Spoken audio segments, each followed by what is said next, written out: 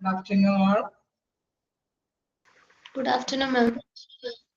Good afternoon. Good afternoon.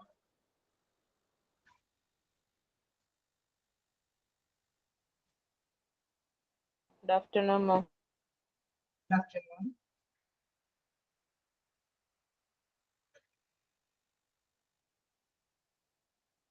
Okay, കഴിഞ്ഞ ക്ലാസ്സിൽ നമ്മളെ മെഡിക്കൽ എക്യുപ്മെന്റ്സ് ആണ് പറഞ്ഞു നിർത്തിയത്.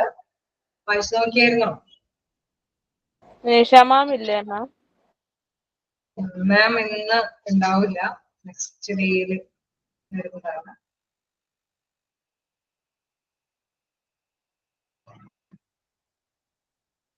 Okay.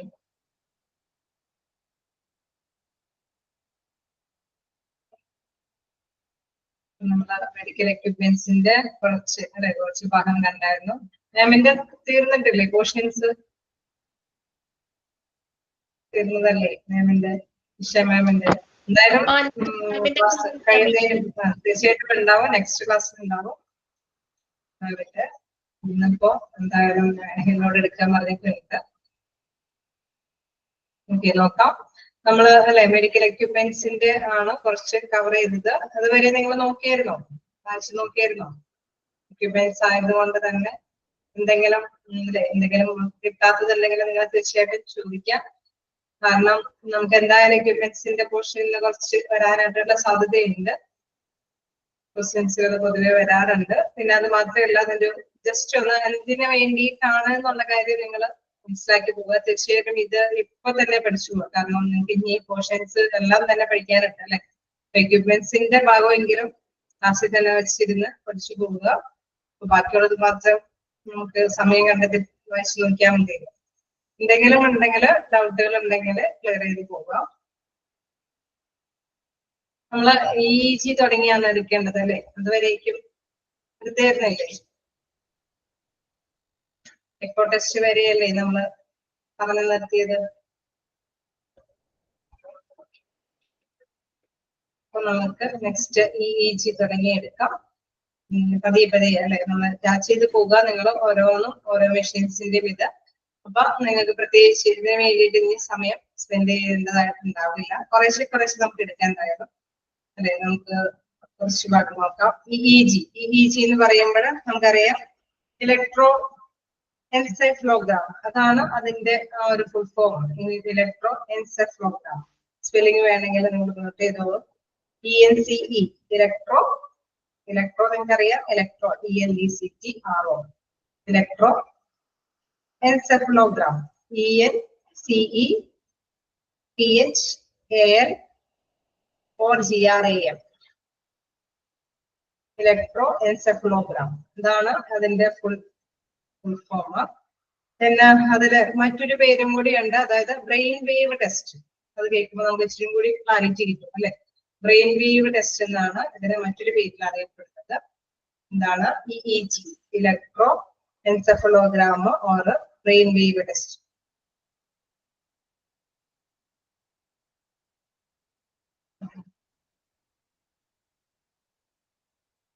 അപ്പൊ electroencephalogram brain wave test എന്ന് വെച്ച് കഴിഞ്ഞാൽ നമ്മുടെ മസ്തിഷ്കത്തിലെ വൈകല്യങ്ങളെ അതുമായി ബന്ധപ്പെടുത്തിയുള്ള കാര്യങ്ങളെ നോട്ട് ചെയ്യാൻ വേണ്ടിയിട്ടാണ്. എന്തെങ്കിലും അല്ലെ, നമുക്ക് മസ്തിഷ്കത്തിന്റെ തലച്ചോറിലെ വൈദ്യുത പ്രവാഹം അത് കൃത്യമായിട്ട് തന്നെ കൈകാര്യം ചെയ്യുന്നുണ്ടെങ്കിൽ അത് നമ്മൾ ഇലക്ട്രോഡുകൾ ഘടിപ്പിച്ചിട്ട് അത് കൃത്യമായിട്ട് തന്നെ നമ്മൾ ECG ഒക്കെ എടുക്കുമ്പോൾ പിക്ചർ കാണുന്നത് മാതിരി തന്നെ കമ്പ്യൂട്ടറിന്റെ സഹായത്തോടെ നമ്മുടെ ബ്രെയിനിന്റെ ആ ഒരു പിക്ചർ അത് കൃത്യമായിട്ട് തന്നെ തലച്ചോറിന്റെ തരംഗങ്ങളുടെ പ്രത്യേകതമായിട്ടുള്ള കാര്യങ്ങൾ അത് കൃത്യമായിട്ടുള്ള സൗണ്ട് വേവിംഗ് സിസ്റ്റത്തോട് കൂടിയിട്ടാണ് ഈ പാസേജ് ചെയ്യുന്നത്. തരംഗങ്ങളെ അതിലൂടെ കടത്തിവിടുന്നത്. അപ്പൊ അതനുസരിച്ചിട്ട് തന്നെ ബ്രെയിൻ അതിന്റെ ആ ഒരു പ്രവാഹങ്ങള് കൃത്യമായിട്ട് തന്നെ രേഖപ്പെടുത്തും. അതനുസരിച്ചിട്ട് ഡോക്ടേഴ്സിനെ ഡിസൈഡ് ചെയ്യാനായിട്ട് സാധിക്കും. ഓക്കെ, ഇത് വലിയ പ്രശ്നമില്ലാതെയാണോ, ഇൻ കേസ് എന്തെങ്കിലും ഡിസോർഡറുകൾ ഉണ്ടായെങ്കിൽ അത് കൃത്യമായിട്ട് തന്നെ വെരിഫൈ ചെയ്ത് കാണിക്കും. ഇപ്പൊ ചിലപ്പോഴൊക്കെ നമുക്കറിയാം എപ്പിലെപ്സി പോലെ, അതായത് നമ്മുടെ അല്ലെ എന്തെങ്കിലും അപസ്മാര രോഗങ്ങളൊക്കെ വരുന്നത്.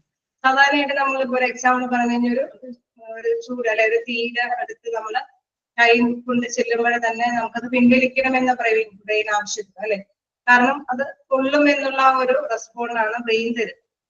ചിലപ്പോഴൊക്കെ ഈ ബ്രെയിൻ വേണ്ടാത്തത്, അതായത് ചെയ്യരുതാത്ത ചില കാര്യങ്ങൾ നമ്മളെ കൊണ്ട് ന്യൂറോ അത് കൃത്യമായിട്ട് തന്നെ ചെയ്യിപ്പിക്കും. അങ്ങനെ വരുമ്പോഴാണ് ഈ അപസ്മാര പേഷ്യൻസ് ഒക്കെ അവർ പറയുന്നില്ലേ, നമ്മൾ കണ്ടിട്ടുണ്ടാവും അപസ്മാര പേഷ്യൻസ് ഒക്കെ അവർ കാണിക്കുന്നത് എന്താണെന്നുള്ളത്. അപ്പൊ അവര് ചെയ്യരുതാത്തത് ബ്രെയിൻ നിർദ്ദേശിക്കുന്നതനുസരിച്ചിട്ട് ചില ബലപ്പെടുന്ന അവസ്ഥകളൊക്കെ അത് പ്രകടിപ്പിക്കുകയാണ് ചെയ്യുന്നത്. നോർമലി അല്ല, അത് ബ്രെയിനിന്റെ ആ ഒരു ഇതുകൊണ്ട് തന്നെ സംഭവിക്കുന്നതാണ്.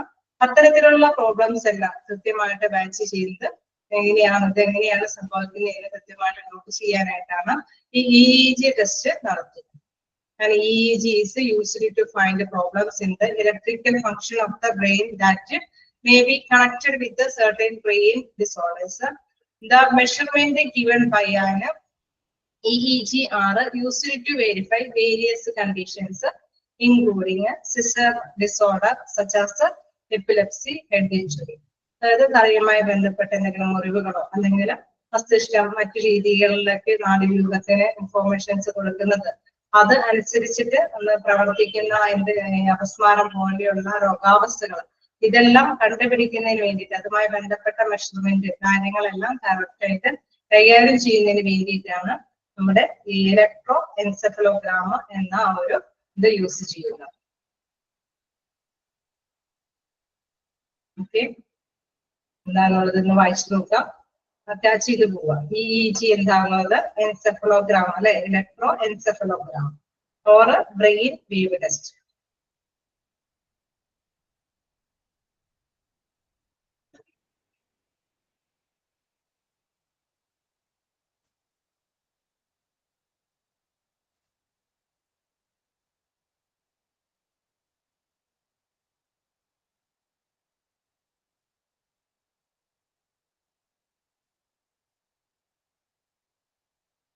വേറായോ എന്താണ് EEG ടെസ്റ്റ് എന്നുള്ളത്?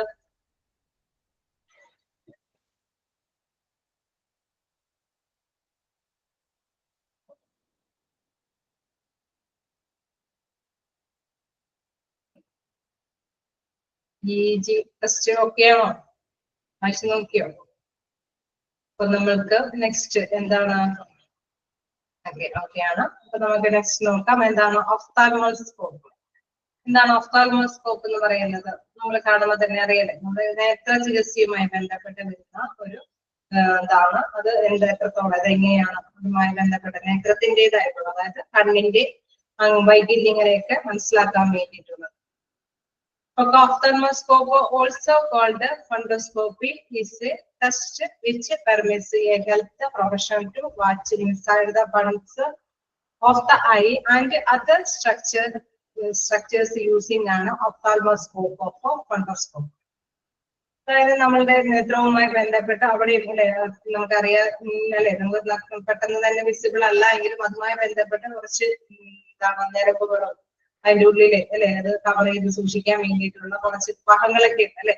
നമുക്ക് ഷോർട്ട് സൈറ്റും ലോങ് സൈറ്റും അതേപോലെ തന്നെ ക്ലോക്കോം അങ്ങനെയുള്ള അസുഖങ്ങളെല്ലാം പിടിക്കുന്ന ഇതുമായി ബന്ധപ്പെട്ടാണ്, കണ്ണുമായി ബന്ധപ്പെട്ടുള്ള അസുഖങ്ങളാണ്.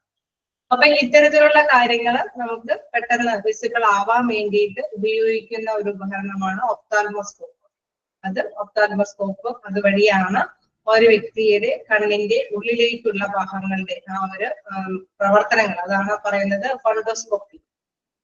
അതായത് അതിന്റെ ഉള്ളിലെ വശങ്ങളിലുള്ള വേരുകള്, ഞരമ്പുകളോ അല്ലെങ്കിൽ അത് സൂക്ഷിക്കുന്ന സംഭവങ്ങളെല്ലാം തന്നെ കൃത്യമായി തന്നെ ഐഡന്റിഫൈ ചെയ്യാൻ വേണ്ടിയിട്ടാണ് ഒഫ്താൽമോസ്കോപ്പ് ഉപയോഗിക്കുന്നത്. നേത്ര പരിശോധനയുടെ ഒരു ഭാഗമായിട്ടാണ് test which permits a health professional to watch. നമുക്കറിയാം സാധാരണയായിട്ട് ഓക്കെ നെർവുമായി ബന്ധപ്പെട്ട് തന്നെയാണ്. നമുക്കറിയാം നെർവുകളുണ്ട് അല്ലെ, അതുമായി ഞരമ്പുകളോട് കൂടിയിട്ടാണ് നമുക്കറിയാം ഗ്ലൂക്കോമൊക്കെ വരുന്നത്. പ്രഷറൊക്കെ കൂടി കഴിയുമ്പോൾ ഹൈ കഴിയുമ്പോഴൊക്കെയാണ് അല്ലെ അത് കൂടുതലായിട്ട് അസുഖങ്ങളൊക്കെ വരുന്നത്. അപ്പൊ അത് നമ്മൾ ഇടയ്ക്ക് അല്ലെ നമ്മുടെ സാധാരണയായിട്ട് ലാസ്റ്റ് പോയിന്റിൽ പറയുന്നുണ്ട് എന്താണ്, കസ്റ്റമറി ഫിസിക്കൽ എക്സാമിനേഷനോടൊപ്പം തന്നെ നമ്മൾ നേത്ര പരിശോധനയും കൂടി ഇങ്ങനെ നടത്തി പോകാറുണ്ടെന്ന്. അല്ലെങ്കിൽ നമുക്കറിയാം സെപ്പറേറ്റ് നമ്മുടെ അല്ലെ കണ്ണുമായി ബന്ധപ്പെട്ട എന്തെങ്കിലും അഡ്രസ് ഫീൽ ചെയ്യുമ്പോൾ എന്തെങ്കിലും വയ്യായികളും ബുദ്ധിമുട്ടുകളും വരുമ്പോഴാണ് സാധാരണയായിട്ട് നേത്ര ചികിത്സാ വിഭാഗത്തിലേക്ക് പോയി നമ്മൾ പരിശോധന നടത്തുന്നത്. അവിടെ ഉപയോഗിക്കുന്ന ഒരു ഉപകരണമാണ് ഒഫ്താൽമോസ്കോപ്പ്.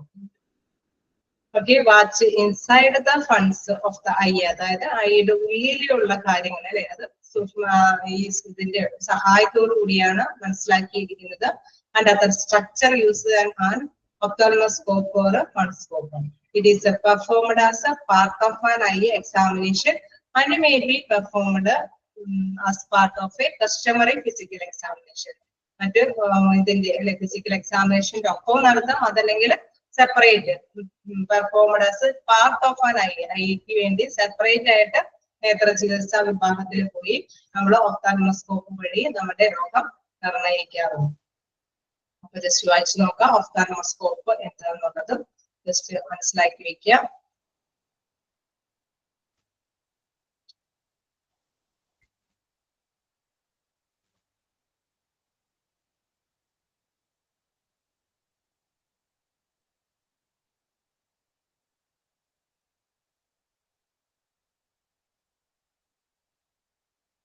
കസ്റ്റമറി എന്ന് പറഞ്ഞാൽ സാധാരണ പരിശോധന, സാധാരണ ശാരീരിക പരിശോധനയുടെ ഭാഗമായിട്ട് നമ്മൾ കണ്ണും പരിശോധിച്ചു പോകാറുണ്ട്. അതേസമയം നമുക്ക് അല്ലെ സെപ്പറേറ്റ് നേത്രവുമായി ബന്ധപ്പെട്ട എന്തെങ്കിലും ബുദ്ധിമുട്ടുകൾ വരുമ്പോൾ നേത്ര ചികിത്സാ വിഭാഗത്തിന് സ്പെഷ്യൽ കണ്ട് അല്ലെ ഇതിന്റെയൊക്കെ സഹായത്തോട് കൂടിയിട്ട് രോഗങ്ങൾ കണ്ടെത്താറുണ്ട്.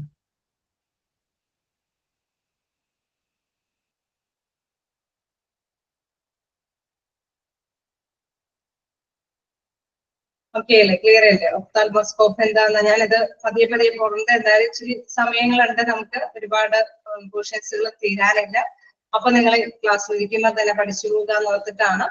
പിന്നെ എന്തെങ്കിലും അല്ലെ ഇതിന്റെ പേരുകളൊക്കെ ഈ മെഷീൻസിന്റെ പേരുകളെല്ലാം മസ്റ്റായിട്ട് മനസ്സിലാക്കി തന്നെ പോവുക. ഇനിയിപ്പോ നമുക്ക് ഇത് ഓക്കെ അല്ലേ, കണ്ടിന്യൂ ചെയ്യാലോ. നെക്സ്റ്റ് എന്താണ് ഹോൾട്ടർ മോണിറ്റർ. ഹോൾട്ടർ മോണിറ്റർ എന്ന് പറയുമ്പോൾ നമുക്ക് കാണുമ്പോൾ തന്നെ അറിയാം അല്ലെ, അതില് എന്താണ് മോണിറ്റർ ചെയ്യാനായിട്ടുള്ള സംഭവമുണ്ട്. ഒപ്പം തന്നെ അത് ബ്ലഡുമായി ബന്ധപ്പെട്ട് സ്കിന്നിലെല്ലാം ഇലക്ട്രോഡുകൾ ഘടിപ്പിച്ചതായിട്ട് കാണാനായിട്ട് സാധിക്കുന്നുണ്ട്. അതായത് അത് നമ്മളുടെ ഹേർട്ടിന്റെ അത് അല്ലെ നമ്മുടെ BCG പോലെ തന്നെയുള്ള സംഭവം തന്നെയാണ് ഹോൾട്ടർ മോണിറ്ററും പ്രവർത്തിക്കുന്നത്. പക്ഷെ അതിന്റെ പ്രത്യേകത എന്താണെന്ന് വെച്ച് കഴിഞ്ഞാൽ നമ്മൾ ECG എടുക്കുന്ന എപ്പോഴാണ്, നമ്മളോട് ആവശ്യപ്പെടുന്ന സമയത്ത് ഓടിപ്പോയി ECG എടുത്തിട്ട് ആ സമയത്തെ ഹേർട്ടിന്റെ പ്രവർത്തനങ്ങളാണ് അതിനകത്ത് വ്യക്തമായിട്ട് കാണുന്നത് അല്ലെ. കുറച്ച് സമയം അല്ലെ, കുറച്ചുകൂടി അവേഴ്സ് കണ്ടിന്യൂസ് ആയിട്ട് ചിലപ്പോൾ 24 hours 48 hours ഒക്കെ ഹേർട്ടിന്റെ പ്രവർത്തനങ്ങൾ നിരീക്ഷിക്കണമെങ്കിലൊക്കെ നമ്മൾ ഹോൾട്ടർ മോണിറ്റർ ആണ് യൂസ് ചെയ്യുന്നത്. ഓക്കെ, അതാണ് അതിന്റെ വ്യത്യാസം. ECG തന്നെയാണ് എടുക്കുന്നത്, എന്താണ് ഇലക്ട്രോ കാർഡിയോഗ്രാഫ് തന്നെയാണ്. പക്ഷെ അത് ഒരു സ്പെഷ്യൽ സമയത്തിന് വേണ്ടി മാത്രമാണ് ECG എടുക്കുന്നത്, ഇലക്ട്രോ കാർഡിയോഗ്രാഫ് എടുക്കുന്നത്. അതേസമയം ഹോൾട്ടർ മോണിറ്ററിൽ നമുക്ക് ഒരു നിശ്ചിത സമയം കണ്ടിന്യൂസ് ആയിട്ട് ഇത് വിസിബിൾ ആക്കി കാണിച്ചു തരുന്ന ഒരു മെഷീനാണിത് ഹോൾട്ടർ മോണിറ്റർ എന്നുള്ളത്. Holter monitor is a portable device which operates with the help of a battery. ബാറ്ററിയുടെ സഹായത്തോടു കൂടിയാണ് ഹോൾട്ടർ മോണിറ്റർ പ്രവർത്തിക്കുന്നത്.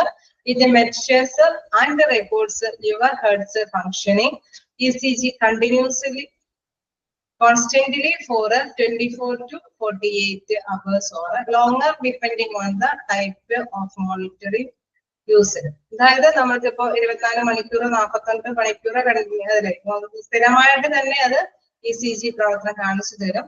ഒപ്പം തന്നെ ഇച്ചിരി കൂടി കൂടുതൽ സമയം വേണമെങ്കിൽ അതിന്റെ വ്യത്യസ്ത രീതിയിലുള്ള മോണിറ്ററിംഗ് സംവിധാനത്തോട് കൂടിയിട്ട് വ്യത്യസ്ത മോഡലിൽ തന്നെ പലതരത്തിലുള്ള ഹോൾഡർ മോണിറ്ററുകൾ ഉണ്ട്.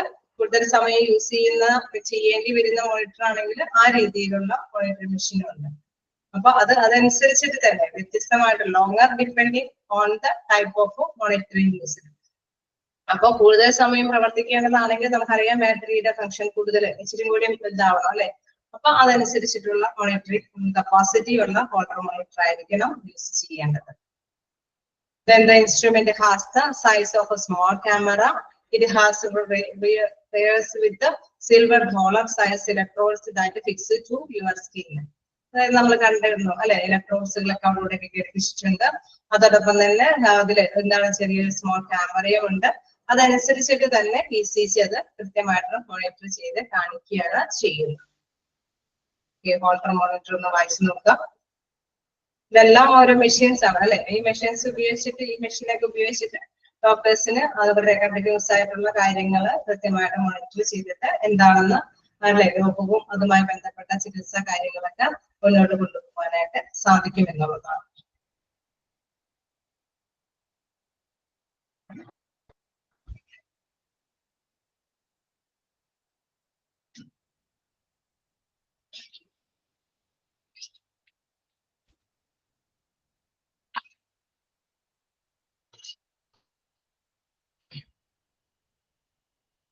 ചേർന്നോ? ഓക്കെ ആണോ?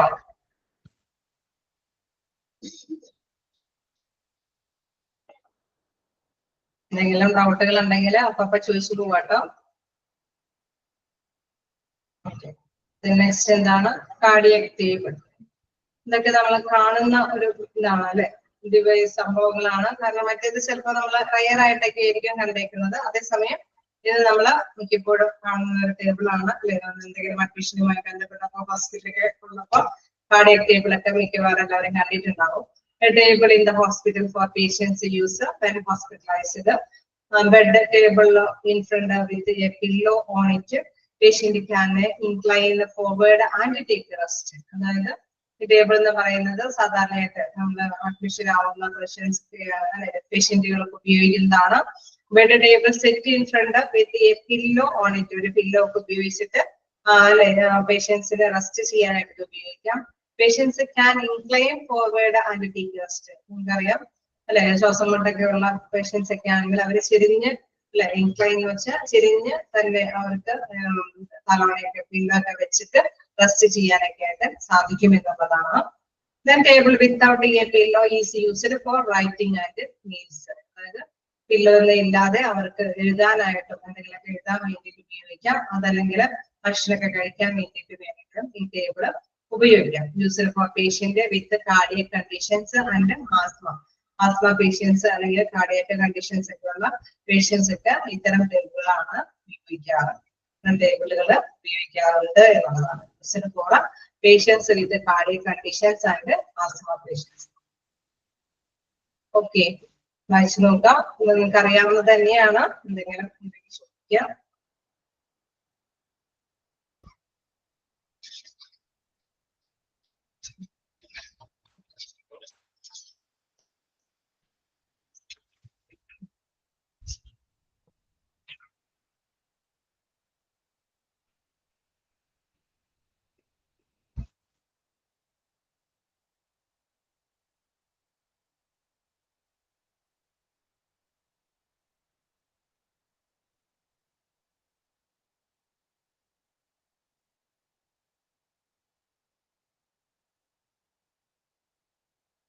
ഇൻക്ലൈൻ എന്ന് വെച്ചാൽ ചെരിഞ്ഞ് കിടക്കുക എന്നുള്ളത്.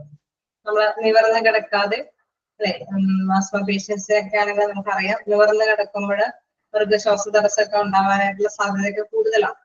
അവർക്ക് ചെരിഞ്ഞ് വിശ്രമിക്കാനൊക്കെ സാധിക്കും.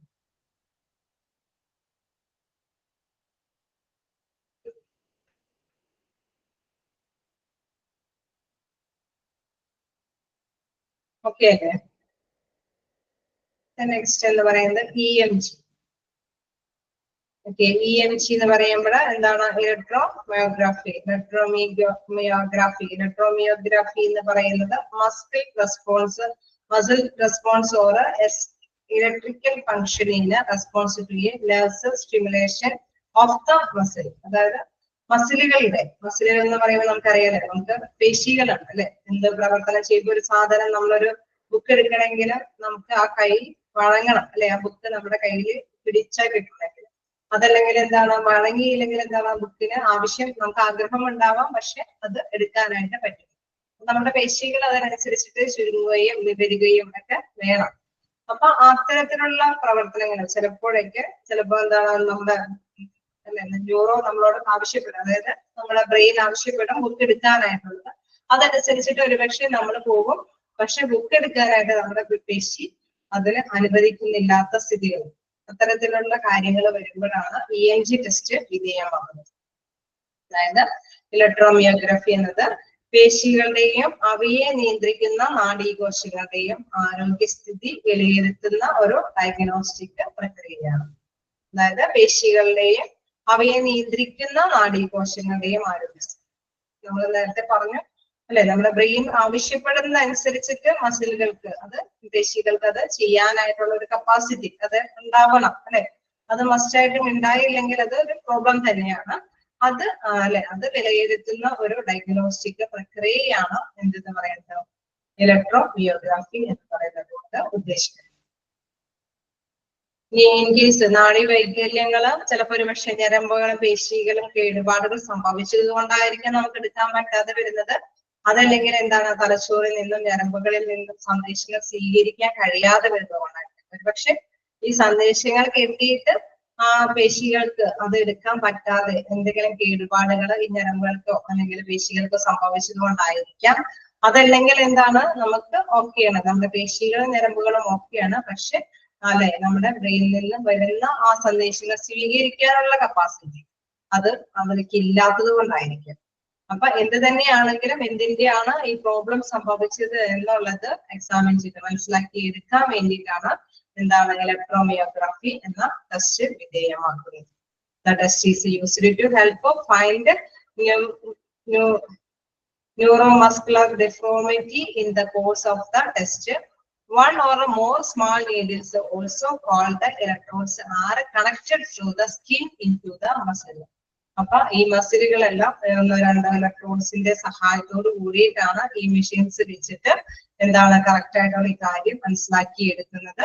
ഈ ടെസ്റ്റ് എന്ന് പറയുന്നത് എന്താണ്, ന്യൂറോ മസ്കുലർ ഡിഫോമിറ്റി എന്താണ് അല്ലെ, എന്താണ് എന്തെങ്കിലും ന്യൂറോന്റെ പ്രോബ്ലം കൊണ്ടാണോ മസിലിന്റെ പ്രശ്നം കൊണ്ടാണോ ഈ കാര്യങ്ങളൊന്നും ചെയ്യാൻ പറ്റാത്തത് എന്ന് ഐഡന്റിഫൈ ചെയ്യാനാണ് ഈ EMG ഇലക്ട്രോമയോഗ്രാഫി എന്ന ടെസ്റ്റ് വിധേയമാക്കുന്നത്.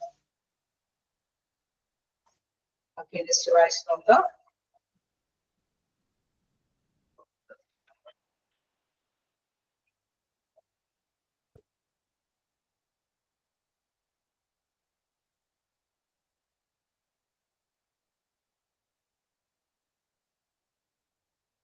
നിങ്ങൾക്ക് കോൾ ചെയ്ത് പോകാൻ പറ്റുന്നില്ലേ?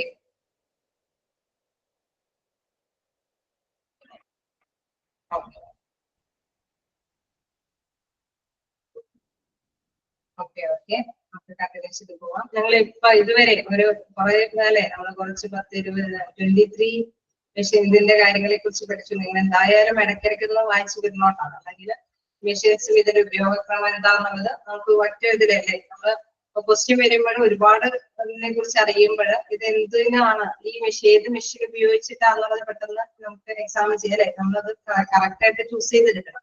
അപ്പൊ അതുകൊണ്ട് തന്നെ ഇതിന്റെ ജസ്റ്റ് കാര്യങ്ങളെല്ലാം നിങ്ങൾ ഗ്രഹിച്ചിരിക്കണം. എന്തായാലും ഓരോ ഇതിലും അല്ലെ കുറച്ചൊക്കെ നമുക്കൊന്നും പറയാതെ തന്നെ അറിയാൻ പറ്റും അല്ലെ. വീൽചെയർ എന്തിനാ, സ്ട്രക്ചർ എന്തിനാ, അല്ലെങ്കിൽ നമ്മള് അല്ലെ മറ്റു സംഭവങ്ങളൊക്കെ കുറച്ചൊക്കെ ഇപ്പൊ നമ്മൾ നേരത്തെ കണ്ട ഇതുകൾ അല്ലെങ്കിൽ ടേബിളുകൾ, അത് ടേബിൾ എന്തിനാന്നൊക്കെ നമുക്ക് അറിയാൻ പറ്റും. പക്ഷെ കുറച്ച് കാര്യങ്ങളൊക്കെ അതുമായി കണക്ട് ചെയ്ത് തന്നെ പഠിക്കേണ്ടതുണ്ട്. ഇനി നിങ്ങൾ മറ്റൊരു സമയം ഇതിനു വേണ്ടി ചെലവഴിക്കരുത്. എന്താണ് ഇതിന്റെ എല്ലാ മെഷീൻസിന്റെയും പേരുകളെല്ലാം തന്നെ ഇപ്പൊ തന്നെ അല്ലെ നമ്മൾ ഓരോ സമയം എടുക്കുന്നതോടൊപ്പം തന്നെ എക്യുപ്മെന്റ്സിന്റെ എല്ലാത്തരം നിയമങ്ങളും ഉപയോഗങ്ങളും മനസ്സിലാക്കി വയ്ക്കും. അതുപോലെ നിർത്തി സ്റ്റോപ്പ് ചെയ്ത് തന്നെയാണ് എടുക്കുന്നത്. പഠിച്ചു പോകാം. നമുക്ക് നോക്കാനുള്ളത് എയർവേ ആണ്. ഇപ്പൊ എയർവേയില് എന്താ പറയുന്നത് വെച്ച് കഴിഞ്ഞാൽ, എയർവേ എന്ന് പറയുമ്പോൾ എന്താണ്, നമ്മുടെ ശ്വസനനാളം അല്ലെ, ശ്വസനനാളവുമായി ബന്ധപ്പെട്ട കാര്യങ്ങളാണ്.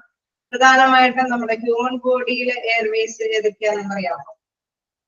ശരീരവുമായി ബന്ധപ്പെട്ട എയർവേസുകൾ ഏതൊക്കെയാണ്?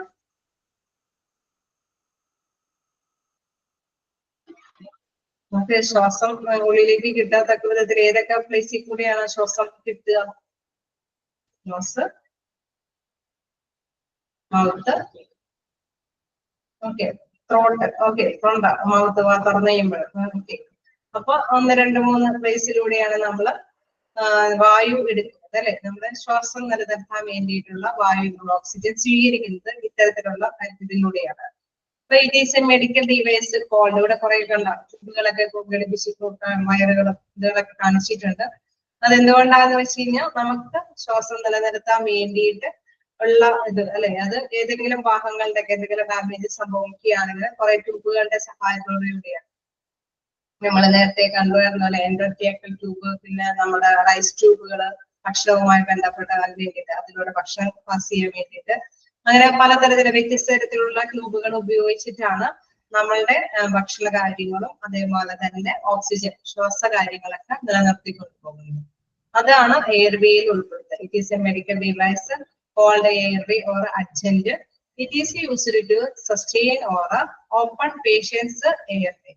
It does this by preventing the tongue from wrapping the epiglottis, which could prevent the person from breathing. അതായത് നമ്മുടെ എപ്പിഗ്ലോട്ടിസ് എന്നൊക്കെ പറയുമ്പോൾ നമുക്കറിയാം അല്ലെ, തൊണ്ടയുടെ രണ്ട് ഇങ്ങനെ ഇതൾ പോലെ നിൽക്കുന്ന ഭാഗങ്ങളൊക്കെ ഉണ്ട്. അപ്പൊ അവിടെയെല്ലാം എന്താണ് നമുക്ക് മുൻകരുതലായിട്ട് ശ്രദ്ധയോട് കൂടിയിട്ടായിരിക്കണം നമ്മളൊക്കെ അവിടെയെല്ലാം അല്ലെ ബുദ്ധിമുട്ടുകളൊന്നും നമ്മളിപ്പോ കുടലുകളൊക്കെ ഇറക്കുമ്പോൾ എങ്ങും ഒന്നും പ്രോബ്ലം ഒന്നും സംഭവിക്കാൻ പാടില്ല. എല്ലായിടത്തും അല്ലെ പ്രശ്നങ്ങളൊന്നും ഇല്ലാതെ ഭക്ഷണവും എത്തിക്കേണ്ടതായിട്ടുണ്ടാകും കുടലുകൾ വഴി. അതോടൊപ്പം തന്നെ നമുക്ക് ശ്വാസം മുട്ടൊന്നും അനുഭവപ്പെടാത്ത രീതിയിൽ ബ്രീത്തിങ്ങിന് വേണ്ടിയിട്ട് ഓപ്പൺ എയർവേക്ക് വേണ്ടിയിട്ട് ചില ട്യൂബുകളെല്ലാം കൊണ്ട് അല്ലെ ഉപയോഗിക്കേണ്ടതായിട്ട് വരും. പേഷ്യൻസിന്റെ ആ ഒരു സ്റ്റേജ് അനുസരിച്ചിട്ട്. എനിക്ക് തോന്നുന്നു ട്രാൻസ്ഫർ പേഷ്യൻസിലൊക്കെ കുറച്ച് ഇതുമായി ബന്ധപ്പെട്ട കുറച്ച് ഡീറ്റെയിൽസ് ഒക്കെ നിങ്ങൾ പഠിച്ചിട്ടുണ്ടാവും. ഇങ്ങനെ ഇന്നലെ എൻഡോട്രാക്കൽ ട്യൂബ്, നാസോഗ്യാസ്ട്രിക് ട്യൂബ്, അങ്ങനെ അതിനെ പറ്റിയിട്ടൊക്കെ കുറെ നിങ്ങൾ പഠിച്ചിട്ടുണ്ടാവും. അപ്പൊ തീർച്ചയായിട്ടും അതിലെന്താണ് പറയുന്നത്, പ്രധാനമായിട്ടും ഈ ട്യൂബുകൾ അത് എന്തിനു വേണ്ടിയിട്ടാണ് നമുക്ക് പറയുന്നത്, ഇത്തരത്തിലുള്ള ട്യൂബുകളെല്ലാം ഉപയോഗിക്കുന്നത് എയർവേക്ക് വേണ്ടിയിട്ടാണ്. നമ്മുടെ നോസിലും അതല്ലെങ്കിൽ മൗത്തില് തൊണ്ടയിലെല്ലാം സുഖപ്രദമായ രീതിയിൽ ഭക്ഷണങ്ങൾ എത്തിക്കാൻ വേണ്ടിയിട്ടും ശ്വാസം റെസ്പിറേറ്ററി പ്രോബ്ലംസ് ഒക്കെ ഉള്ളവർക്ക് ശ്വാസം വീണ്ടെടുക്കാൻ വേണ്ടിയിട്ടാണ് ഇത്തരത്തിലുള്ള സംഭവങ്ങൾ ഉപയോഗിക്കുന്നത്. It is a medical device called airway or adjunct. It is used to sustain or open patient's airway. It is does this by preventing the tongue from wrapping the epiglottis, which could prevent the person from breathing. അതായത് നമ്മുടെ ശ്വാസത്തിന് തടസ്സമൊന്നുമില്ലാതെ മുൻകരുതലായിട്ടാണ് ഇത്തരത്തിലുള്ള കുഴലുകളെല്ലാം എടുക്കുന്നത്. ഭക്ഷണം കഴിക്കുന്നതിനൊന്നും തടസ്സം വരാതെ ഇരിക്കാൻ. Just വായിച്ചു നോക്കാം.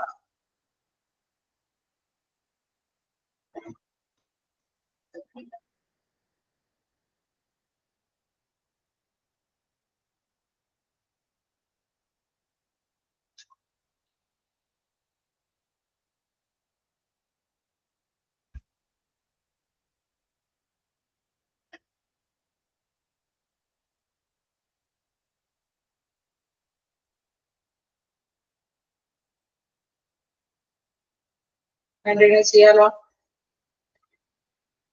ഓക്കെ, ഇനി നമുക്ക് നോക്കാം PFT. ഓക്കെ, PFT എന്ന് പറയുമ്പോൾ എന്താണ്?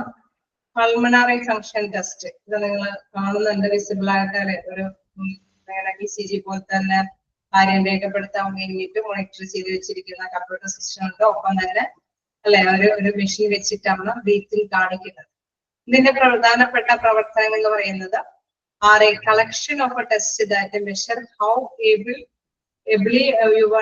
your lungs work. അതായത് നമ്മുടെ ലങ്സിന്റെ വർക്ക്, നമ്മുടെ ശ്വാസം എടുക്കുന്ന ആ ഒരു പ്രവർത്തനം അത് ഓക്കെ, അത് എങ്ങനെയാണ് ഇത് വർക്ക് ചെയ്യുന്നത്, മാക്സിമം കുഴപ്പമില്ലാതെ തന്നെയാണ് നമ്മുടെ വീക്ക് ലങ്സ് എല്ലാം ഏബിൾ ആയിട്ടുള്ള കഴിവറ്റ ലങ്സ് തന്നെയാണ് ആണോ അല്ലേ എന്ന് ടെസ്റ്റ് ചെയ്യാൻ വേണ്ടിയിട്ടാണ് PFT ടെസ്റ്റ് നടത്തുന്നത്. Pulmonary function test. This contains how well you are capable of breathing and how effective your lungs are able to bring oxygen to the rest of your body. അതായത് നമ്മളെ പണ്ട് നേരത്തേക്ക് പഠിച്ചിട്ടുണ്ടാവും ഓക്സിജന്റെ അളവും carbon dye oxide അല്ലെ, അങ്ങനെ പുറത്ത് വിടേണ്ട നിശ്വാസ കാര്യത്തിന്റെയും നമ്മൾ സ്വീകരിക്കേണ്ട ഓക്സിജന്റെയും അളവൊക്കെ കൃത്യമായതയോടുകൂടി തന്നെ കൈകാര്യം ചെയ്യും അല്ലെ. കൃത്യമായ രീതിയിലുള്ള ഓക്സിജൻ എടുത്താൽ മാത്രമേ എല്ലാ ഭാഗത്തേക്കും ഓക്സിജൻസ് ഒക്കെ അല്ലെ നമ്മുടെ ശ്വാസം നല്ല രീതിയിൽ തന്നെ ജീവൻ നിലനിർത്തി പോകാനായിട്ട് സാധിക്കുകയുള്ളൂ. അപ്പൊ ഇങ്ങനെ ലങ്സിന്റെ കപ്പാസിറ്റി ക്ഷയിച്ചതാണെങ്കിൽ ഇവർക്ക് മതിയായ രീതിയിൽ ഓക്സിജൻ എല്ലാം ശ്വാസത്തിലൂടെ നേടിയെടുത്ത് ശരീരത്തിന്റെ എല്ലാ ഭാഗത്തേക്കും കൊടുക്കാനായിട്ട് സാധിക്കില്ല. അപ്പൊ ഇങ്ങനെയുള്ളവർക്കാണ് അവരുടെ ശ്വാസത്തിന് എന്തെങ്കിലും തടസ്സങ്ങൾ ഉണ്ടായെങ്കിൽ അതിനനുസരിച്ചിട്ട് കണ്ടെത്താനായിട്ട് എന്തുകൊണ്ടാണ് ലങ്സിന്റെ വീക്ക് കൊണ്ടാണോ ഇവർക്ക് ശ്വാസം മതിയായ രീതിയിൽ അല്ലെങ്കിൽ ഓക്സിജൻ മതിയായ അളവിൽ വലിച്ചെടുക്കാൻ പറ്റാത്തത് എന്നുള്ളത് കണ്ടെത്താൻ വേണ്ടിയിട്ടാണ് PFT ടെസ്റ്റ് വിധേയമാക്കുന്നത്. അപ്പൊ പൾമണറി ഫങ്ഷൻ ടെസ്റ്റ് ആണ്. അതായത് ഇതിലൂടെ നമ്മൾക്ക് കാണാം, അതായത് വലിച്ചെടുക്കുന്നു വായു അല്ലെ, ഒരു ഇത്ര ഇച്ചിരി നിശ്ചിത സമയത്തിലുള്ള വായു വലിച്ചെടുത്ത് പുറന്തള്ളുന്ന അവസ്ഥ അവിടെ കൃത്യമായിട്ട് തന്നെ കമ്പ്യൂട്ടറിൽ അത് കാണിച്ചിരിക്കും. ഇന്ന സമയം കൊണ്ട് തന്നെ അത് വിശ്വാസം രേഖപ്പെടുത്തുമ്പോൾ എത്രത്തോളം ഓക്സിജന്റെ അളവും എത്രത്തോളം കാർബൺ ഡയോക്സൈഡ് പുറന്തള്ളാനുള്ള ഒരു കപ്പാസിറ്റി ലങ്സിന് ഉണ്ട് എന്നുള്ളത് അവിടെ വ്യക്തമായിട്ട് തന്നെ മോണിറ്റർ ചെയ്ത് കാണിച്ചിട്ടുണ്ടാവും. അതനുസരിച്ചിട്ട് ECG പോലെ തന്നെയുള്ള ഒരു മാറ്റർ തന്നെയാണ് PFT ടെസ്റ്റിൽ കാണിച്ചു കൊടുക്കുന്നത്. അപ്പൊ അത് നോക്കുമ്പോൾ ഡോക്ടേഴ്സിനെ ഡിസൈഡ് ചെയ്യാനായിട്ട് സാധിക്കും. പൾമനോളജിസ്റ്റ് അതനുസരിച്ചിട്ട് തന്നെ ഡിസൈഡ് ചെയ്യാം ലങ്സ് വീക്ക് ആണോ അല്ലയോ എന്ന്. ജസ്റ്റ് വായിച്ചു നോക്കാം.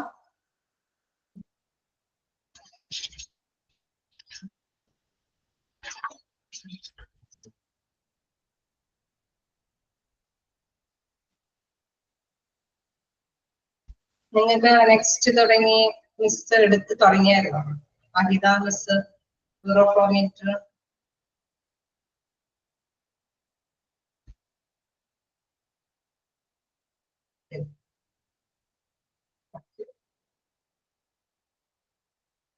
അപ്പോ 25th വരെയുള്ള മെഷീൻസിന്റെ എല്ലാം നിങ്ങൾ വായിച്ചു നോക്കാം. എന്തെങ്കിലും പേരുകൾ വിട്ടുപോവുകയോ അല്ലെങ്കിൽ കിട്ടാതിരിക്കുകയോ എന്തെങ്കിലും ഉണ്ടെങ്കിൽ ചോദിക്കുക. ജസ്റ്റ് ഒന്ന് വായിച്ച് ഇപ്പൊ തന്നെ ഇരുന്ന് പഠിക്കുക. സമയം ഇനി വേറെ വെക്കരുത്. ഓരോ മെഷീൻസിന്റെ ഉപയോഗവും അതിന്റെ പേരുകളും പഠിച്ചു.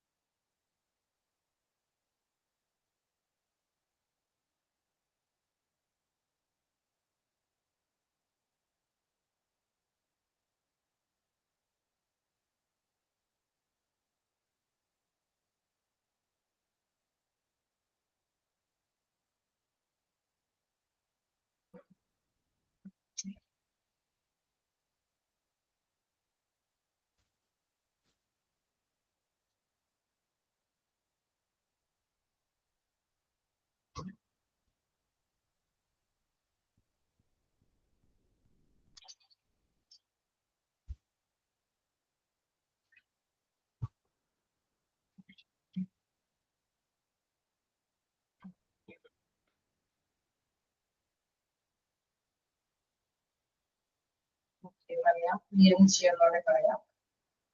നോക്കിക്കോളൂ.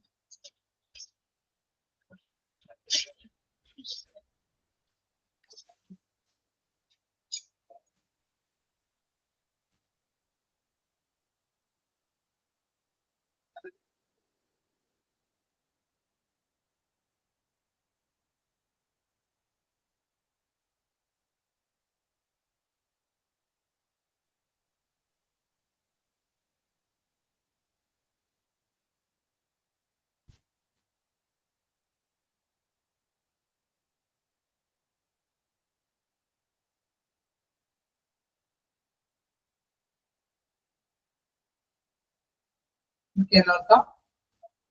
എന്താണ് EMG അല്ലെ? EMG എന്ന് പറയുമ്പോൾ ഇലക്ട്രോമയോഗ്രാഫി ടെസ്റ്റ് ആണ്.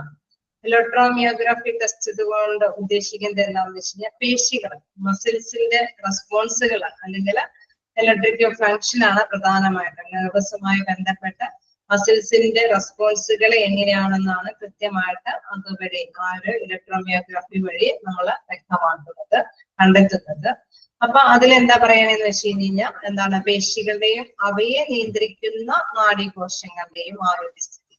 അതായത് നമ്മൾ കണ്ടായിരുന്നു അല്ലെ, നമ്മളൊരു സാധനം എടുക്കുമ്പോൾ അതിന് ആ പേശികൾ വഴങ്ങേണ്ടതുണ്ട് അല്ലെ, അതിന് നാഡീവ്യൂഹം നമ്മൾ കൊടുക്കുന്ന അതനുസരിച്ചിട്ട് മെസ്സേജ് അനുസരിച്ചിട്ട് തന്നെ പേശികൾ അത് വഴങ്ങാനായിട്ട് പ്രാപ്തരാകണം.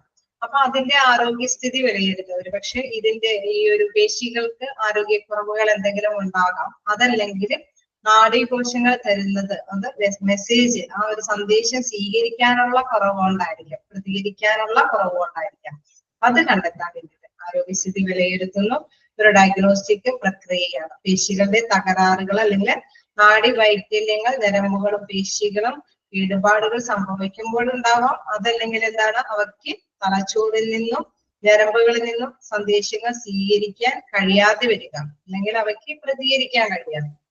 അപ്പൊ നമ്മൾ പറഞ്ഞു അല്ലെ, നമ്മളിപ്പോ തീ കാണുമ്പോൾ ചൂട് വരുമ്പോൾ നമുക്ക് പ്രതികരിക്കാനായിട്ട് അത് മെസ്സേജ് കിട്ടുന്നതനുസരിച്ച് പ്രതികരിക്കാനായിട്ട് പേശികൾക്ക് കഴിയണം. ഒന്നില്ലെങ്കിൽ പേശികൾക്ക് അത് പ്രതികരിക്കാൻ കഴിയുന്നില്ല, അതല്ലെങ്കിൽ ഈ സന്ദേശങ്ങൾ കൃത്യമായിട്ട് അവർക്ക് ഗ്രഹിക്കാൻ കഴിയുന്നില്ല. അങ്ങനെ രണ്ട് രീതിയിലും ആകാം. അത് എന്തെന്ന് കണ്ടെത്താൻ വേണ്ടിയിട്ടാണ് EMG ടെസ്റ്റിന് വിധേയമാകുന്നത്. പേശികളുടെ പ്രവർത്തനമാണോ അല്ലെങ്കിൽ നാഡിയുമായി ബന്ധപ്പെട്ട് അവയ്ക്ക് അത് സന്ദേശങ്ങൾ സ്വീകരിക്കാനുള്ള കപ്പാസിറ്റി കുറവുണ്ടാകാം. അപ്പൊ നെർവസ് അല്ലെ, അതിന്റെ ആ ഒരു നാഡീവ്യൂഹങ്ങളും ഇതുകളും അതുമായി ബന്ധപ്പെട്ട് അല്ലെ കോർഡിനേറ്റ് അത് ഏകോപിച്ച് നിന്നാൽ മാത്രമേ ഈ കാര്യങ്ങൾ ചെയ്യാനായിട്ട് സാധിക്കൂ അല്ലെ. അത് ശ്രദ്ധയോടുകൂടി മനസ്സിലാക്കാനാണ് EMG അല്ലെങ്കിൽ ഇലക്ട്രോമിയോഗ്രാഫി എന്ന test വിധേയമാകുന്നത്. Test is used to help find neuromuscular deformity in the course of the test. Okay.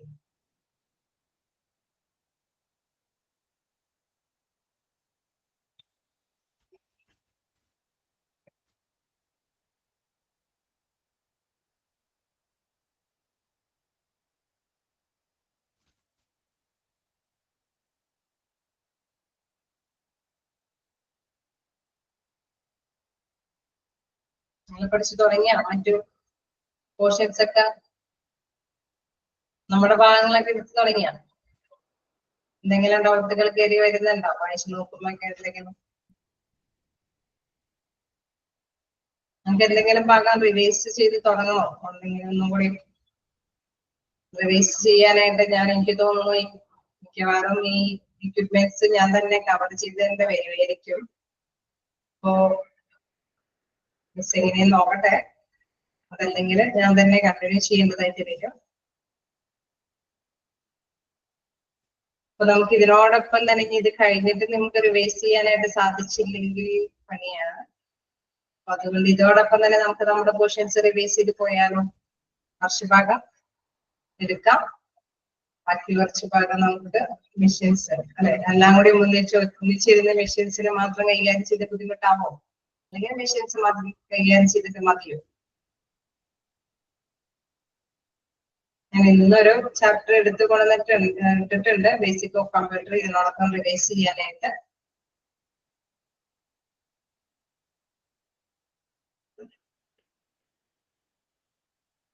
എന്തായാലും മെഷീൻസ് ഇതുവരെ എടുത്തത് നിങ്ങൾ ജസ്റ്റ് ഒന്ന് നോക്കാം, അത് തീർക്കാം. അതിന്റെ ഡൗട്ടുകൾ ക്ലിയർ ഔട്ട് ചെയ്തിട്ട് ബാക്കി ഇതിലേക്കും പോകാം.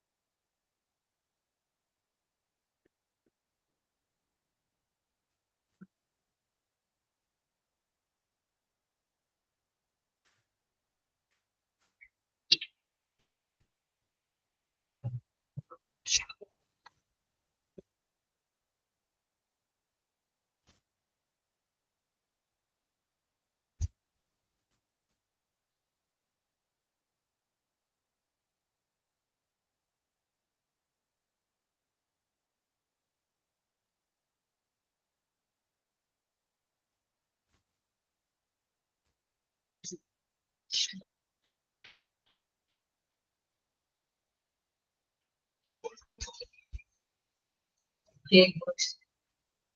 25 മെഷീന്റെ പേരും അല്ലെ അത്യാവശ്യം മനസ്സിലാക്കിയെന്ന് പറഞ്ഞു. നിങ്ങൾ എല്ലാവരും തന്നെ അങ്ങനെ തന്നെ ആയിക്കോളൂ. കാരണം ഇനി പിന്നീട് ഒരു സമയത്തേക്ക് വെക്കണ്ട, ഇപ്പൊ തന്നെ ആ 25 മെഷീന് നോക്കാം. എന്തായാലും നെക്സ്റ്റ് ക്ലാസ് എനിക്ക് കണ്ടിന്യൂ ചെയ്യേണ്ടത് തന്നെ. നമുക്ക് നെക്സ്റ്റ് ക്ലാസ്സിൽ നമുക്ക് എന്തായാലും ഒരു ചാപ്റ്റർ തുടങ്ങാല്ലേ, റിവിഷൻ ക്വസ്റ്റ്യൻസ് തുടങ്ങാം അല്ലെ. നമുക്ക് ലാസ്റ്റിൽ നിന്ന് തുടങ്ങിയാലോ? ബേസിക് ഓഫ് കമ്പ്യൂട്ടർ വെച്ചിട്ട് വീണ്ടും തുടങ്ങാമോ, അല്ലെങ്കിൽ ആദ്യം സെക്കൻഡ് മൊഡ്യൂളിലെ ഇത് വെച്ച് തുടങ്ങാനോ? കുറച്ചു നേരം നമുക്ക് റിവൈസ് ചെയ്ത് പോകാം. അപ്പൊ നിങ്ങൾ ആ ചാപ്റ്റേഴ്സ് ഇങ്ങനെ പഠിച്ചു പോകുമല്ലോ. എന്തായാലും 25 മെഷീൻസ് നിങ്ങൾ ഇപ്പൊ തന്നെ കവർ ചെയ്തിട്ടുണ്ടോ? അപ്പൊ പിന്നെ വീണ്ടും പഠിക്കേണ്ടതായിട്ട് വരില്ല അല്ലെ. ബാക്കിയെടുക്കുന്ന മീറ്റർ തുടങ്ങി നമുക്ക് നെക്സ്റ്റ് ക്ലാസ്സിൽ പഠിക്കാം.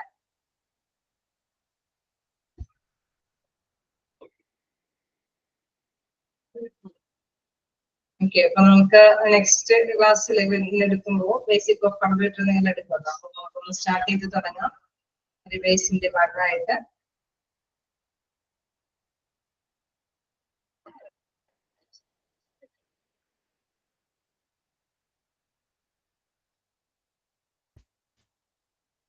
നിങ്ങൾ തുടങ്ങിയ റിവിഷൻ തുടങ്ങിയ എല്ലാ ടീച്ചേഴ്സിന്റെയും?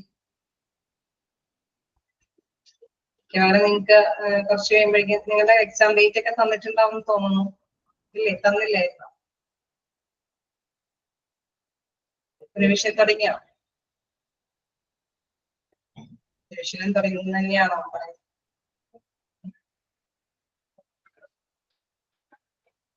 February 1st എക്സാം, 3rd ഉം 4th ഉം മൊഡ്യൂൾ. ഓക്കെ, എന്തായാലും നിങ്ങൾ റിവിഷൻ തുടങ്ങിക്കോ. ഫെബ്രുവരി 1st ആകുമ്പോഴേക്കും മൊഡ്യൂൾ എക്സാമുകൾ ഉണ്ടാവില്ല. പിന്നെ എല്ലാം അല്ലെ, ഓരോ എക്സാമുകൾ ഇങ്ങനെ അടുപ്പിച്ചടുപ്പിച്ച് ഇങ്ങനെ കുറച്ച് ദിവസം ഗ്യാപ്പിട്ട് വരും. അപ്പൊ നിങ്ങൾ എന്തായാലും റിവിഷൻ തുടങ്ങുമ്പോ എന്റെ ചാപ്റ്റേഴ്സ് ആദ്യം നോക്കാട്ടോ. കാരണം ഞാൻ എന്തായാലും എക്യുപ്മെന്റ്സിന്റെ പാഠങ്ങളൊന്ന് കവർ ചെയ്യാനായിട്ട് വരും.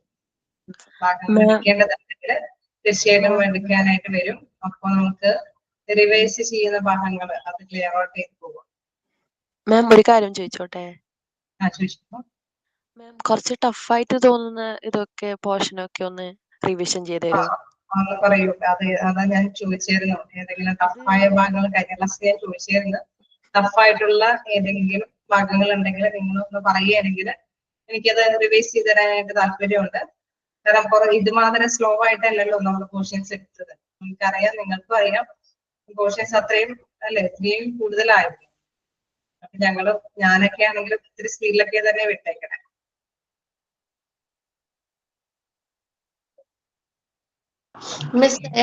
മിസ്സേ ചോദിച്ചോട്ടെ?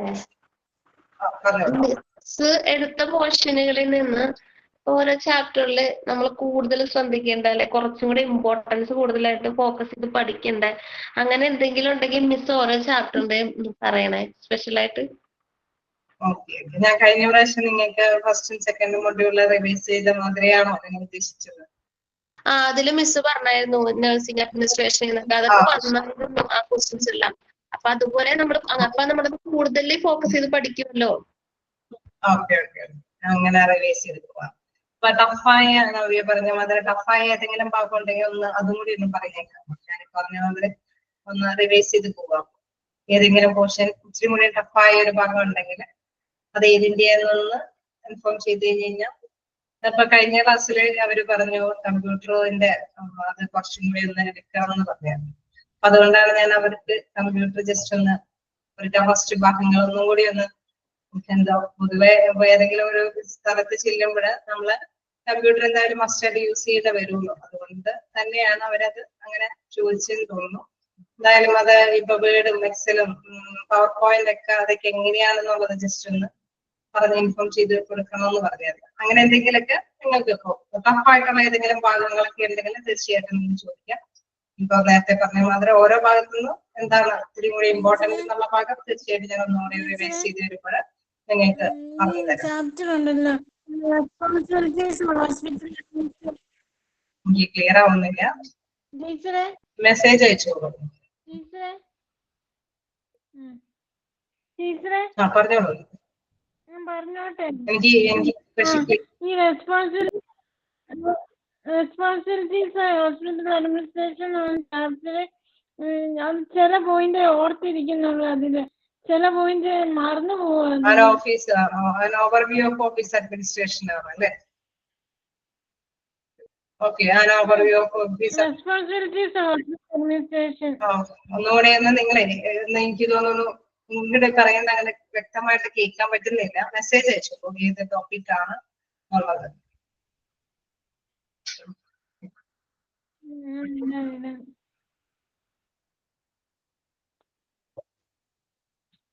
ഓക്കെ, അപ്പൊ നമുക്ക് നെക്സ്റ്റ് ക്ലാസ് എന്റെ അവർ ആയതുകൊണ്ട് നിങ്ങൾക്ക് നെക്സ്റ്റ് ക്ലാസ്സിൽ കാണാം. നമുക്കിപ്പോ നെക്സ്റ്റ് ക്ലാസ്സിൽ എനിക്ക് പക്ഷെ കിട്ടിയില്ല അത് ഏതാണ് ഡിഫിക്കൽട്ട് ആയിട്ടുള്ള ഒരു പാഠം എന്ന് പറഞ്ഞത് ഏതാണെന്ന്, ഏത് ചാപ്റ്റേഴ്സിലെ എല്ലാ ചാപ്റ്റേഴ്സിന്റെയും അല്ലെ നമ്മൾ ഓരോന്ന് എടുക്കുമ്പോൾ നമുക്ക് അറിയാൻ പറ്റുമല്ലേ, അങ്ങനെ പറയാം അല്ലെ ഡിഫിക്കൽട്ട് ആയിട്ടുള്ള പാഠം. ഓക്കെ, ഞാനപ്പോ നെക്സ്റ്റ് ക്ലാസ് ആണെങ്കിൽ ഒന്ന് റിവൈസും ഒപ്പം നമുക്ക് എക്യുപ്മെന്റ്സും കൂടി നോക്കാം. നെക്സ്റ്റില് നമുക്ക് എന്താണ് ബേസിക് ഓഫ് കമ്പ്യൂട്ടർ ഒന്ന് സ്റ്റാർട്ട് ചെയ്യും. നിങ്ങൾ ഒന്ന് എടുത്ത് വെക്കാം. നെക്സ്റ്റ് ക്ലാസ് നമ്മൾ ബേസിക് ഓഫ് കമ്പ്യൂട്ടർ വെച്ചിട്ടുണ്ടെങ്കിൽ പറയും നമ്മളെ ലാസ്റ്റ് എടുത്തതിൽ നിന്ന് നമുക്ക് അവിടേക്ക് പോകും. Responsibility of hospital administration of some point വരുന്നു. Okay, responsibility.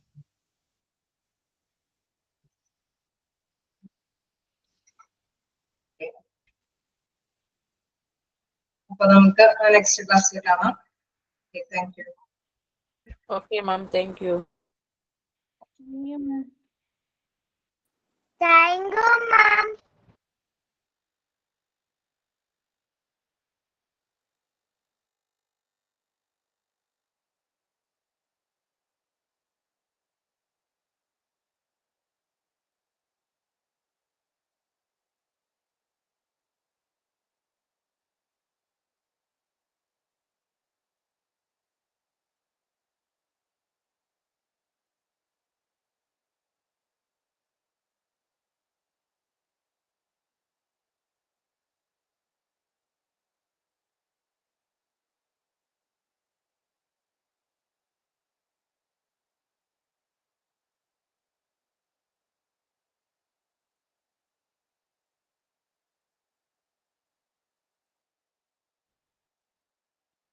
അവസാനം താങ്ക് യു മാം പറഞ്ഞ ആരാ?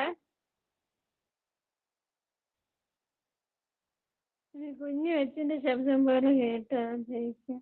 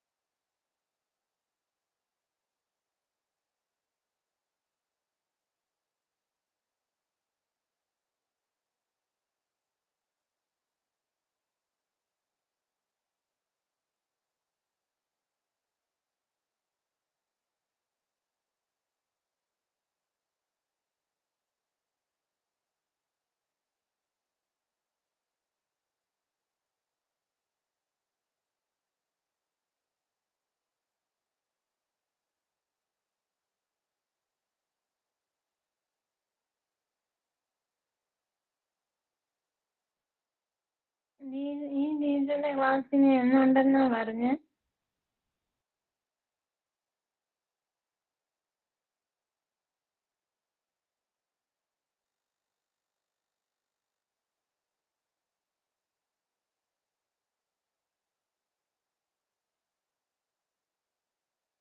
മിനിഷ പറയാമോ ടീച്ചറുടെ ക്ലാസ് ഇനി അടുത്ത എന്നാണ്? മണ്ടേല്. ഉം.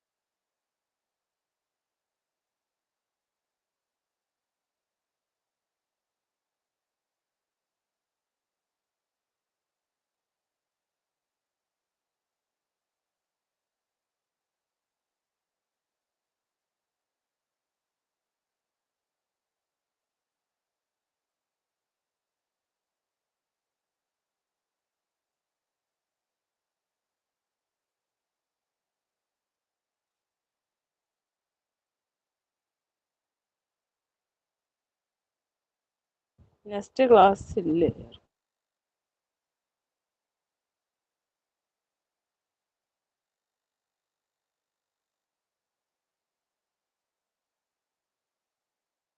നമുക്ക് വെയിറ്റ് ചെയ്യാം.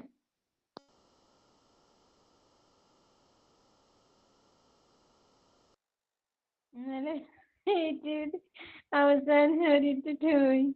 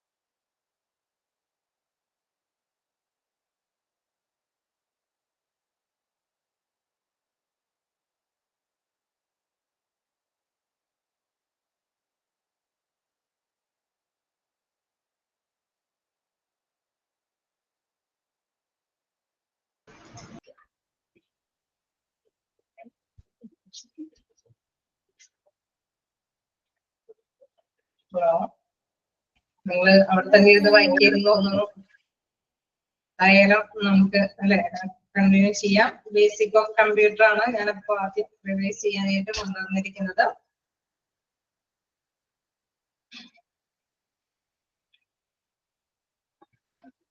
ഒരു മിനിറ്റ്.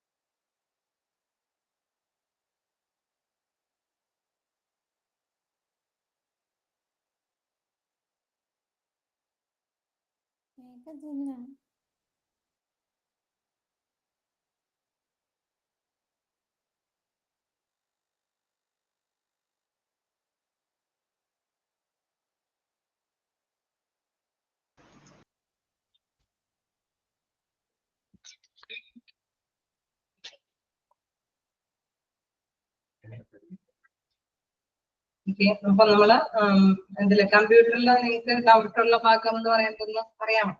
ഇതാണ് പ്രധാനമായിട്ടും ഡൗട്ടായിട്ട് കൂടുതല് പ്രധാനമായിട്ടും നേരത്തെ പറഞ്ഞ മാതിരി ക്വസ്റ്റ്യൻസ് എവിടുന്നാ വരുന്നുള്ള കാര്യത്തില് ഞാൻ പറയാം. പ്രധാനമായിട്ടും വരുന്നത് എന്താണ്,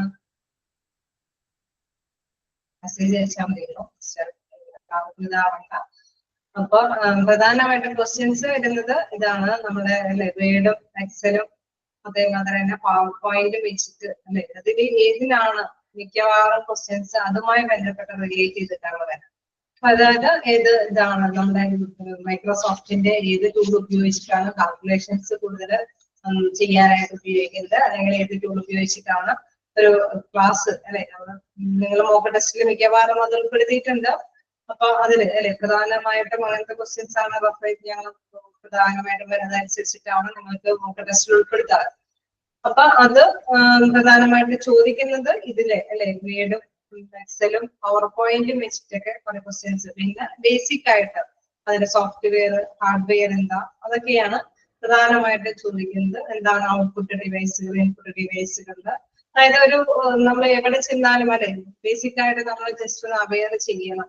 ഇപ്പൊ ഞങ്ങൾ നേരത്തെ പറഞ്ഞ മാതിരി വേർഡിന് പറയുമ്പോൾ എല്ലാ തരത്തിലുള്ള ഇതുകൾ അല്ലെ, നമ്മൾ എന്തെങ്കിലും ഡോക്യുമെന്റ്സ് ഏതെങ്കിലും ഹോസ്പിറ്റലൊക്കെ ചെന്ന് കഴിഞ്ഞാൽ അവിടെ ഓൾറെഡി അവിടെ എന്താണ് ഒരു ഇതുണ്ടാവും. അതായത് റിപ്പോർട്ടുകൾ സബ്മിറ്റ് ചെയ്യുമ്പോഴോ അല്ലെങ്കിൽ എന്താണ് സാലറിയുടെ ആണെങ്കിലും അല്ലെങ്കിൽ ഡോക്യുമെന്റുകളൊക്കെ സബ്മിറ്റ് ഒക്കെ ചെയ്യുമ്പോൾ സാധാരണയായിട്ട് അവിടെ ഒരു ഫോമാറ്റ് ഉണ്ടാവും. നമ്മൾ സാധാരണയായിട്ട് എന്താ ചെയ്യുന്നത്, പുതിയത് വരുമ്പോൾ ആ ഫോമാറ്റ് സേവ് ചെയ്ത് വെച്ചിരിക്കുന്ന ഫോമാറ്റിൽ എന്തെങ്കിലുമൊക്കെ മാറ്റങ്ങളൊക്കെ വരുത്തി അല്ലെ എഡിറ്റ് ഒക്കെ ചെയ്തിട്ട് അത് വീണ്ടും എന്താണ് ഡേറ്റും കാര്യങ്ങളൊക്കെ തിരുത്തിയിട്ട് സെൻഡ് ചെയ്യാണ് പതിവ്. അപ്പൊ അവിടെ കൊടുക്കുന്ന അപ്ഡേറ്റ് ആയിട്ട് കൈകാര്യം ചെയ്യുന്ന അതേ ഫോമാറ്റ് തന്നെയായിരിക്കും ഫോളോ ചെയ്യുന്നത്.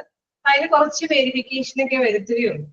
അപ്പൊ പ്രധാനമായിട്ടും മനസ്സിലാക്കേണ്ടത് എന്താണ്, ഡോക്യുമെന്റും റെസ്യൂമുകൾ റിപ്പോർട്ടുകൾ അതൊക്കെ തയ്യാറാക്കുന്നത് വേർഡ് MS ഓഫീസിന്റെ വേർഡ് അനുസരിച്ചിട്ടാണ്. അതേമാതിരി തന്നെ എന്തെങ്കിലും കാൽക്കുലേഷൻസ് അല്ലെങ്കിൽ പൊതുവെ നമുക്കറിയാം എന്താണ് സ്റ്റോക്ക് ഇൻവെന്ററിയുമായി ബന്ധപ്പെട്ട കാര്യങ്ങൾ അല്ലെങ്കിൽ ഡേറ്റ് ബേസ് ചെയ്തിട്ട് എന്തെങ്കിലും മാറ്റേഴ്സ് അറിയാൻ വേണ്ടിയിട്ട് അല്ലെങ്കിൽ ചില മാറ്റേഴ്സ് സോർട്ട് ചെയ്തെടുക്കാനൊക്കെ വരുമ്പോൾ അതൊക്കെ എന്തായാലും എക്സലിലായിരിക്കും.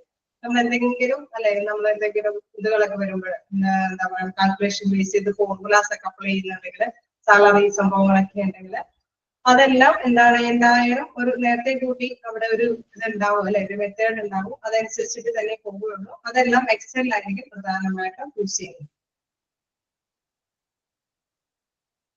ഓക്കെ, ഇവിടെ ഞാൻ പറഞ്ഞുകൊണ്ടിരിക്കുന്ന പോയിന്റ് തന്നെയാണ് ഇവിടെ എടുത്ത് ചോദിച്ചിരിക്കുന്നത്. അപ്പൊ ഞാൻ അത് തന്നെയാണ് എക്സ്പ്ലെയിൻ ചെയ്യുന്നത്. എന്താണ് വേർഡ് എന്താണ്, എക്സൽ എന്താണ്, പവർ പോയിന്റ് എന്താണ്, പിന്നെ എന്താണ് സോഫ്റ്റ്വെയർ എന്താണ്, ഹാർഡ്വെയറിനൊക്കെ ഉള്ള CPU അങ്ങനെയൊക്കെയുള്ള മാറ്റേഴ്സ് ആണ് പ്രധാനമായിട്ടും വരുന്നത്. അപ്പോൾ എന്താണ് നമ്മൾ പറഞ്ഞു വന്നത്, എന്താണ് പ്രധാനമായിട്ട് എക്സൽ ഉപയോഗിക്കുമ്പോൾ ഇങ്ങനെ മാത്തമാറ്റിക്കൽ കാൽക്കുലേഷൻസ് അല്ലെങ്കിൽ ഇത്തരത്തിലുള്ള ഫോർമുലാസ് അല്ലെങ്കിൽ ഇത്ര ഡേറ്റ് ബേസ് ചെയ്ത് എന്തെങ്കിലും കാര്യങ്ങൾ തിരിച്ചറിയണമെങ്കിൽ അപ്പൊ നമ്മൾ എല്ലാം സേവ് ചെയ്ത് വെക്കുന്നത് ഡേറ്റ് ബേസ് ചെയ്തിട്ടായിരിക്കും. അതല്ലെങ്കിൽ എല്ലാത്തിന്റെയും അല്ലെ ഇപ്പൊ റേറ്റിംഗ് കാര്യങ്ങളൊക്കെ അറിയാൻ വേണ്ടിയിട്ട് ചിലപ്പോ മെഡിസിൻസിന്റെ ഒക്കെ കാര്യങ്ങൾ എക്സൽ വഴി കീപ്പ് ചെയ്യുന്നെങ്കിൽ കറക്റ്റ് ആയിട്ട് അവിടെ കൃത്യമായിട്ടുള്ള ഡേറ്റ് എക്സ്പയറി ഡേറ്റ് ഒക്കെ തിരിച്ചറിയാൻ വേണ്ടിയിട്ട് അപ്പൊ അത് കൃത്യമായിട്ട് നോട്ട് ചെയ്തല്ലേ എടുക്കുമ്പോൾ തന്നെ സോർട്ട് ചെയ്ത് വരും. അതനുസരിച്ചിട്ട് അതിന്റെ വൈകിക്കും കാര്യങ്ങളൊക്കെ കൃത്യമായിട്ട് മനസ്സിലാക്കാനായിട്ട് സാധിക്കും. ഇപ്പൊ എന്തെങ്കിലും അല്ലെ എന്തെങ്കിലും കൂടുതലായിട്ടുണ്ടോ അധികമായിട്ടുണ്ടോ അല്ലെങ്കിൽ സ്കേഴ്സിറ്റി ഉണ്ടോ എന്താ ലഭ്യതയുണ്ടോ എന്നൊക്കെ തിരിച്ചറിഞ്ഞ് എന്താ മേടിപ്പിക്കേണ്ട എക്യുപ്മെന്റ്സും കാര്യങ്ങളൊക്കെ തിരിച്ചറിഞ്ഞ് മേടിപ്പിക്കാനൊക്കെ ആയിട്ട് ഇത്തരത്തിലുള്ള എക്സലിന്റെ ഷീറ്റാണ് പൊതുവെ ഉപയോഗിക്കുന്നത്. അതിന്റെ പ്രത്യേകത നിങ്ങൾക്കറിയാം, എക്സൽ ഷീറ്റിൽ എന്താണ് കോളംസും റോസുകളൊക്കെയാണ് ഉള്ളത് അല്ലെ. നമ്മള് പവർ പോയിന്റ് പറഞ്ഞിട്ടില്ല കേട്ടോ, അതിന്റെ ഇടയിലാണ് എക്സൽ ഷീറ്റ് പറഞ്ഞേക്കുന്നത്. അതിലെന്താണ് എക്സൽ ഷീറ്റിൽ നോക്കിയപ്പോൾ റോകളും കോളംസ് ഒക്കെയാണ് പ്രധാനമായിട്ട് വരുന്നത്. അപ്പൊ അതിനെ സെപ്പറേറ്റ് നമ്മളൊന്നും ചെയ്ത് കൊടുക്കേണ്ട അല്ലെ, അത് വലിച്ചിടുകയും ഒത്തിരി കൂടി ലെങ്ത് കൂട്ടണമെങ്കിൽ അതൊക്കെ എല്ലാവരും ചെയ്ത് തന്നെ വലിച്ചിടാനൊക്കെ ആയിട്ട് സാധിക്കും. അതുകൊണ്ട് തന്നെ ഡേറ്റ് ബേസ് ചെയ്തോ അല്ലെങ്കിൽ ഇങ്ങനെ നമ്പർ ചെയ്തിട്ടൊക്കെ എന്തെങ്കിലും ചെയ്യുകയാണെങ്കിൽ അല്ലെങ്കിൽ റേറ്റ് കണ്ടുപിടിക്കാനായിട്ട് അങ്ങനെയൊക്കെയുള്ള മാറ്റേഴ്സിന് വേണ്ടിയിട്ട് എക്സൽ ഷീറ്റ് തന്നെയാണ് ഉപയോഗിക്കുന്നത്. പുതിയ ഷീറ്റുകൾ അല്ലെ, അത് പുതിയ ഓട്ടോമാറ്റിക്കലി വന്നത് കൊണ്ട് ഓരോ നേരം ഓരോ എന്താണ് ഹെഡിങ് ഒക്കെ കൊടുത്തിട്ടായിരിക്കും നമ്മൾക്ക് സേവ് ചെയ്ത് വെക്കുന്നത്. ഓട്ടോമാറ്റിക്കലി നമ്മൾ യൂസ് ചെയ്യുന്നതനുസരിച്ചിട്ട് അത് നമുക്ക് കാണിച്ചു തരികയാണ് ചെയ്യുന്നത്. ഇതുമാതിരി തന്നെ എന്താണ് പവർ പോയിന്റ് ഉണ്ട് അല്ലെ, നമ്മളിപ്പോ വേർഡ് പറഞ്ഞു, എക്സൽ ഷീറ്റിന്റെ ഉപയോഗം പറഞ്ഞു. ഇതുമാതിരി തന്നെയാണ് എന്താ പവർ പോയിന്റ്. പവർ പോയിന്റ് പ്രത്യേകത എന്താണ്, എന്തെങ്കിലും ഇപ്പോ ഡോക്ടേഴ്സിന് എന്തെങ്കിലും ഒരു ഓപ്പറേഷൻ ഒരു ക്രിട്ടിക്കലായിട്ടുള്ള സങ്കീർണമായിട്ടുള്ള എന്തെങ്കിലും മാറ്റേഴ്സ് ഒക്കെ ചെയ്യണമെങ്കിൽ അവിടെ മൊത്തത്തിൽ മറ്റു സഹപ്രവർത്തകരുടെ ഇടയിൽ അത് കാണിച്ചൊക്കെ കൊടുക്കേണ്ടതുണ്ടെങ്കിൽ അവര് പവർ പോയിന്റ് പ്രസന്റേഷൻ ആയിരിക്കും അല്ലെ ആദ്യം നമ്മൾ ഇങ്ങനെ ചെയ്യണം. അപ്പൊ ഇത്ര സമയം സേവ് ചെയ്യാൻ സാധിക്കും. അപ്പൊ ഇങ്ങനെ നെക്സ്റ്റ് സ്റ്റെപ്പ് ഇങ്ങനെ ചെയ്യേണ്ടതായിട്ട് വരും. അപ്പൊ അതെന്തെങ്കിലും ഒരു പിക്ചർ സഹിതോ അല്ലെങ്കിൽ ഗ്രാഫിന്റെ മുന്നിലോ അല്ലെങ്കിൽ എന്തെങ്കിലും അല്ലെ നമ്മൾ എന്തെങ്കിലും പ്രസന്റ് ചെയ്യുന്നതോടൊപ്പം തന്നെ വിഷ്വലി കാണിച്ചു തരുന്ന രീതിയിലൊക്കെ ഉപയോഗിക്കാനായിട്ട് നമ്മൾ സാധാരണയായിട്ട് പവർ പോയിന്റ് ടൂളാണ് ഉപയോഗിക്കുന്നത്. അതോടൊപ്പം തന്നെ എന്തെങ്കിലും മീറ്റിങ്ങുകളൊക്കെ വരുമ്പോൾ ചില പ്രത്യേക കാര്യങ്ങളെല്ലാം നമ്മൾ വിവരിച്ച് പറയണേക്കാൾ കൂടുതൽ അല്ലെ, അത് പവർ പോയിന്റിന്റെ പ്രത്യേകത എന്താണ്, അതിൽ ഓഡിയോ കേൾക്കുന്നോ അല്ലെങ്കിൽ വീഡിയോ സംഭവങ്ങളോ അതല്ലെങ്കിൽ മറ്റെന്തെങ്കിലും മാറ്റേഴ്സ് ഒക്കെ എല്ലാം പ്രസന്റ് ചെയ്ത് ഇമോജുകളും എല്ലാം പ്രസന്റ് ചെയ്ത് വിവരിക്കാനായിട്ട് സാധിക്കും. അപ്പൊ എന്താണ് ജനങ്ങൾക്കെല്ലാം അല്ലെങ്കിൽ ഏത് മീറ്റിങ്ങിനാണെങ്കിലും എല്ലാവർക്കും അല്ലെ, ഇപ്പൊ സ്റ്റുഡൻസിന് എന്തെങ്കിലും പഠിപ്പിച്ചു കൊടുക്കാൻ ലെക്ചേഴ്സിനൊക്കെ വേണ്ടിയിട്ടാണെങ്കിലും ലെക്ചറിനൊക്കെ വേണ്ടിയിട്ടാണെങ്കിലും പവർ പോയിന്റ് ആണ് ഉപയോഗിക്കുന്നത്. കാരണം അത് വിസിബിൾ ആയിട്ട് കണ്ട് അല്ലെ പെട്ടെന്ന് ഗ്രഹിച്ചെടുക്കാനായിട്ട് സാധിക്കുമെന്നുള്ളത്. അപ്പൊ നിങ്ങൾ ആ ഒരു 3 ഇതിന്റെയും പ്രത്യേകതകൾ എന്താണെന്ന് മനസ്സിലാക്കി വെക്കണം. അപ്പൊ ഏത് സംഭവത്തിൽ നമ്മൾ ചെന്നാലും അവിടെ യൂസ് ചെയ്യുന്നത് തന്നെയായിരിക്കും നമ്മൾ കണ്ടിന്യൂ ചെയ്യേണ്ടതായിട്ട് വരുന്നത്.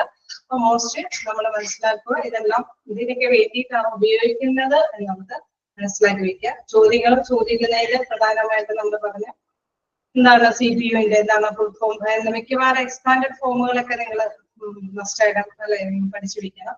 സിമ്പിൾ ആയിട്ടുള്ള കാര്യങ്ങളൊക്കെ ആയിരിക്കും ചോദ്യത്തിലൊക്കെ ഉൾപ്പെടുത്താറ്. അങ്ങനെയാണ് കാണാറുള്ളത്. അപ്പൊ അതുകൊണ്ട് തന്നെ നിങ്ങൾ അത്തരത്തിലുള്ള ടേംസുകളൊക്കെ എന്തായാലും ഇങ്ങനത്തെ അല്ലെ പ്രിവേഷൻസ് ഒക്കെ ഉണ്ടെങ്കിൽ അത് കൃത്യമായിട്ട് തന്നെ പഠിച്ചു വെക്കുക. എന്താണ് CPU, എന്താണ് ഫുൾ ഫോം അല്ലെങ്കിൽ RAM, അങ്ങനെയൊക്കെയുള്ള കാര്യങ്ങൾ. പിന്നെ സെൻട്രൽ പോയിന്റ് യൂണിറ്റ് ആയിട്ട് അല്ലെങ്കിൽ സെൻട്രൽ പ്രോസസിംഗ് യൂണിറ്റ് ആയിട്ട് ഉപയോഗിക്കുന്നത് അല്ലെങ്കിൽ ബ്രെയിൻ ഓഫ് ദ കമ്പ്യൂട്ടർ എന്നൊക്കെ രീതിയിലൊക്കെ മോക്ക് ടെസ്റ്റിൽ ഉൾപ്പെടുത്താറുണ്ട്. അങ്ങനെ നമ്മൾ ഇട്ടിട്ടുണ്ട്. മിക്കവാറും ക്വസ്റ്റ്യൻസ് ഒക്കെ അങ്ങനെയൊക്കെയുള്ള ക്വസ്റ്റ്യൻസ് ഒക്കെ എന്തായാലും മസ്റ്റ് നോട്ട് ചെയ്ത് പോവുക.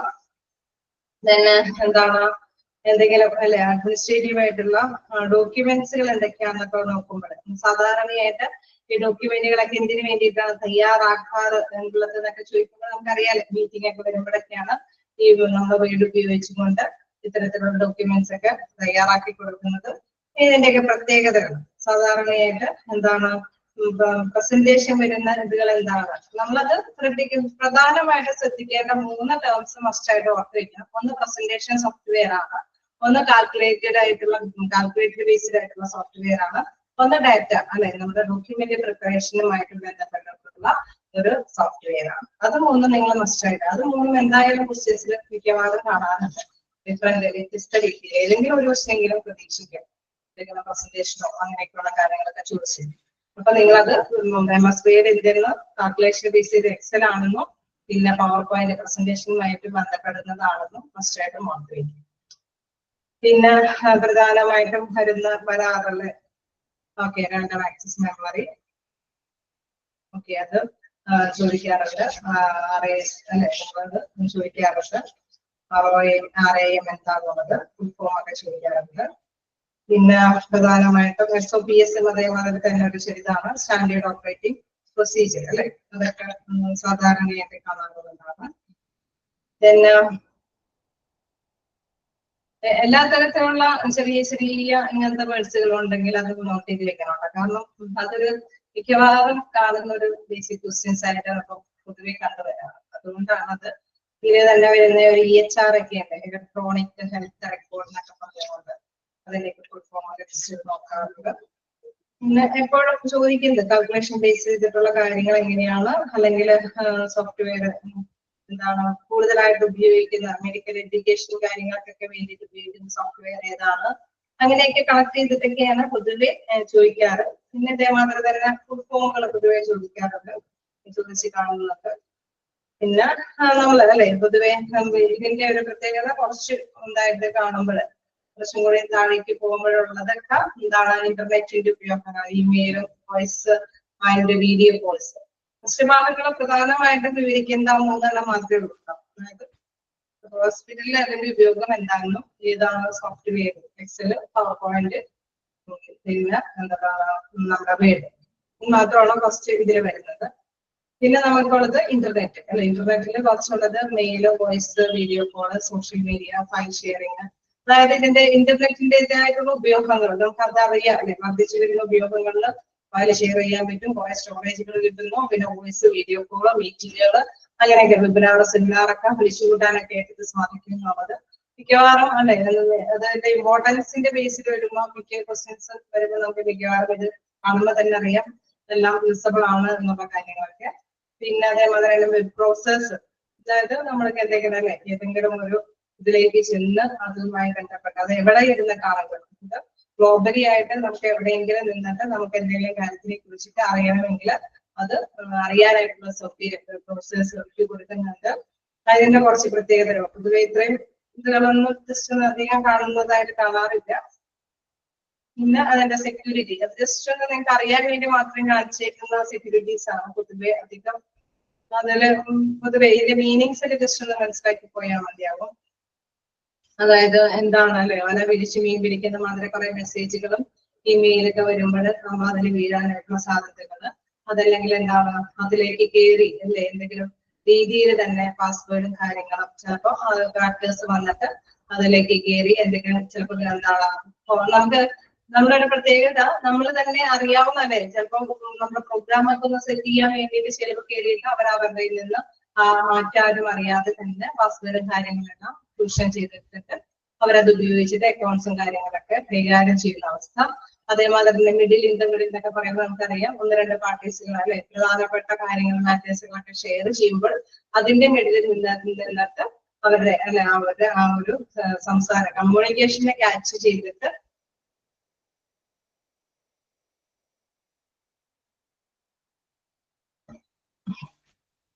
അതിന്റെ കാര്യങ്ങൾ പതിയെ പതിയെ വരും. എന്തായാലും അത് ഞങ്ങൾക്ക് മാനേജ്മെന്റ് തരുന്ന ഇൻഫോർമേഷൻസിന്റെ ബേസിലാണ് നടക്കുന്നത്. നമുക്കിപ്പോ എന്തായാലും ക്ലാസ് എടുക്കുക, റിവൈസ് ചെയ്യുക, തീർക്കുക എന്നൊക്കെ ഉള്ളതാണ്. അതിനനുസരിച്ചിട്ട് എന്താണെന്ന് വെച്ച് കഴിഞ്ഞാൽ അവർ ഇൻഫോം ചെയ്യും. അപ്പൊ അതില് എന്താണ് പാസ്വേഡ് അട്രാക്ട് എന്നൊക്കെ നമ്മൾ ഏത് രീതിയിലും പാസ്വേഡ് ഒക്കെ എടുത്തിട്ട് നമുക്ക് ട്യൂഷൻ ചെയ്യാനൊക്കെ ആയിട്ടുള്ള ഒരു സാഹചര്യമുണ്ട്. പിന്നെ ത്രെഡ്സ് അല്ലെ നമ്മുടെ ഉള്ളിൽ ഇരുന്നു കൊണ്ട് തന്നെ എന്തെങ്കിലും നെഗ്ലിജൻസ് അവരുടെ ഉള്ളിൽ തന്നെ നിന്നുകൊണ്ട് തന്നെ അപാകതകളൊക്കെ വരുത്താനായിട്ട് സാധിക്കും എന്നുള്ളത് ഇതൊക്കെ ജസ്റ്റ് നിങ്ങൾ അറിയാൻ വേണ്ടിയിട്ടുള്ളത്. ഇതുവരെ ക്വസ്റ്റ്യൻസ് അധികം ക്ലിയറായിട്ടാണ് കാണാറ് എങ്കിലും അല്ലെ വരാറുണ്ടാകാവുന്ന ക്വസ്റ്റ്യൻസ് എല്ലാം മോക്ക് ടെസ്റ്റ് ഞാൻ ഉൾപ്പെടുത്താറുണ്ട്. എന്തായാലും ബേസിക് ഓഫ് കമ്പ്യൂട്ടർ നിങ്ങൾ ജസ്റ്റ് ഒന്ന് നോക്കി എന്തെങ്കിലും നിങ്ങൾക്ക് ഇനി പറഞ്ഞു തരേണ്ടതുണ്ടെങ്കിൽ ജസ്റ്റ് ഇരുന്ന് ഇപ്പൊ തന്നെ ഇതൊന്ന് റിവൈസ് ചെയ്ത് വെക്കാം, പ്രധാനമായിട്ടും വരുന്ന കാര്യങ്ങളൊക്കെ. എന്തെങ്കിലും കിട്ടാത്തതുണ്ടെങ്കിലും ചോദിക്കാം.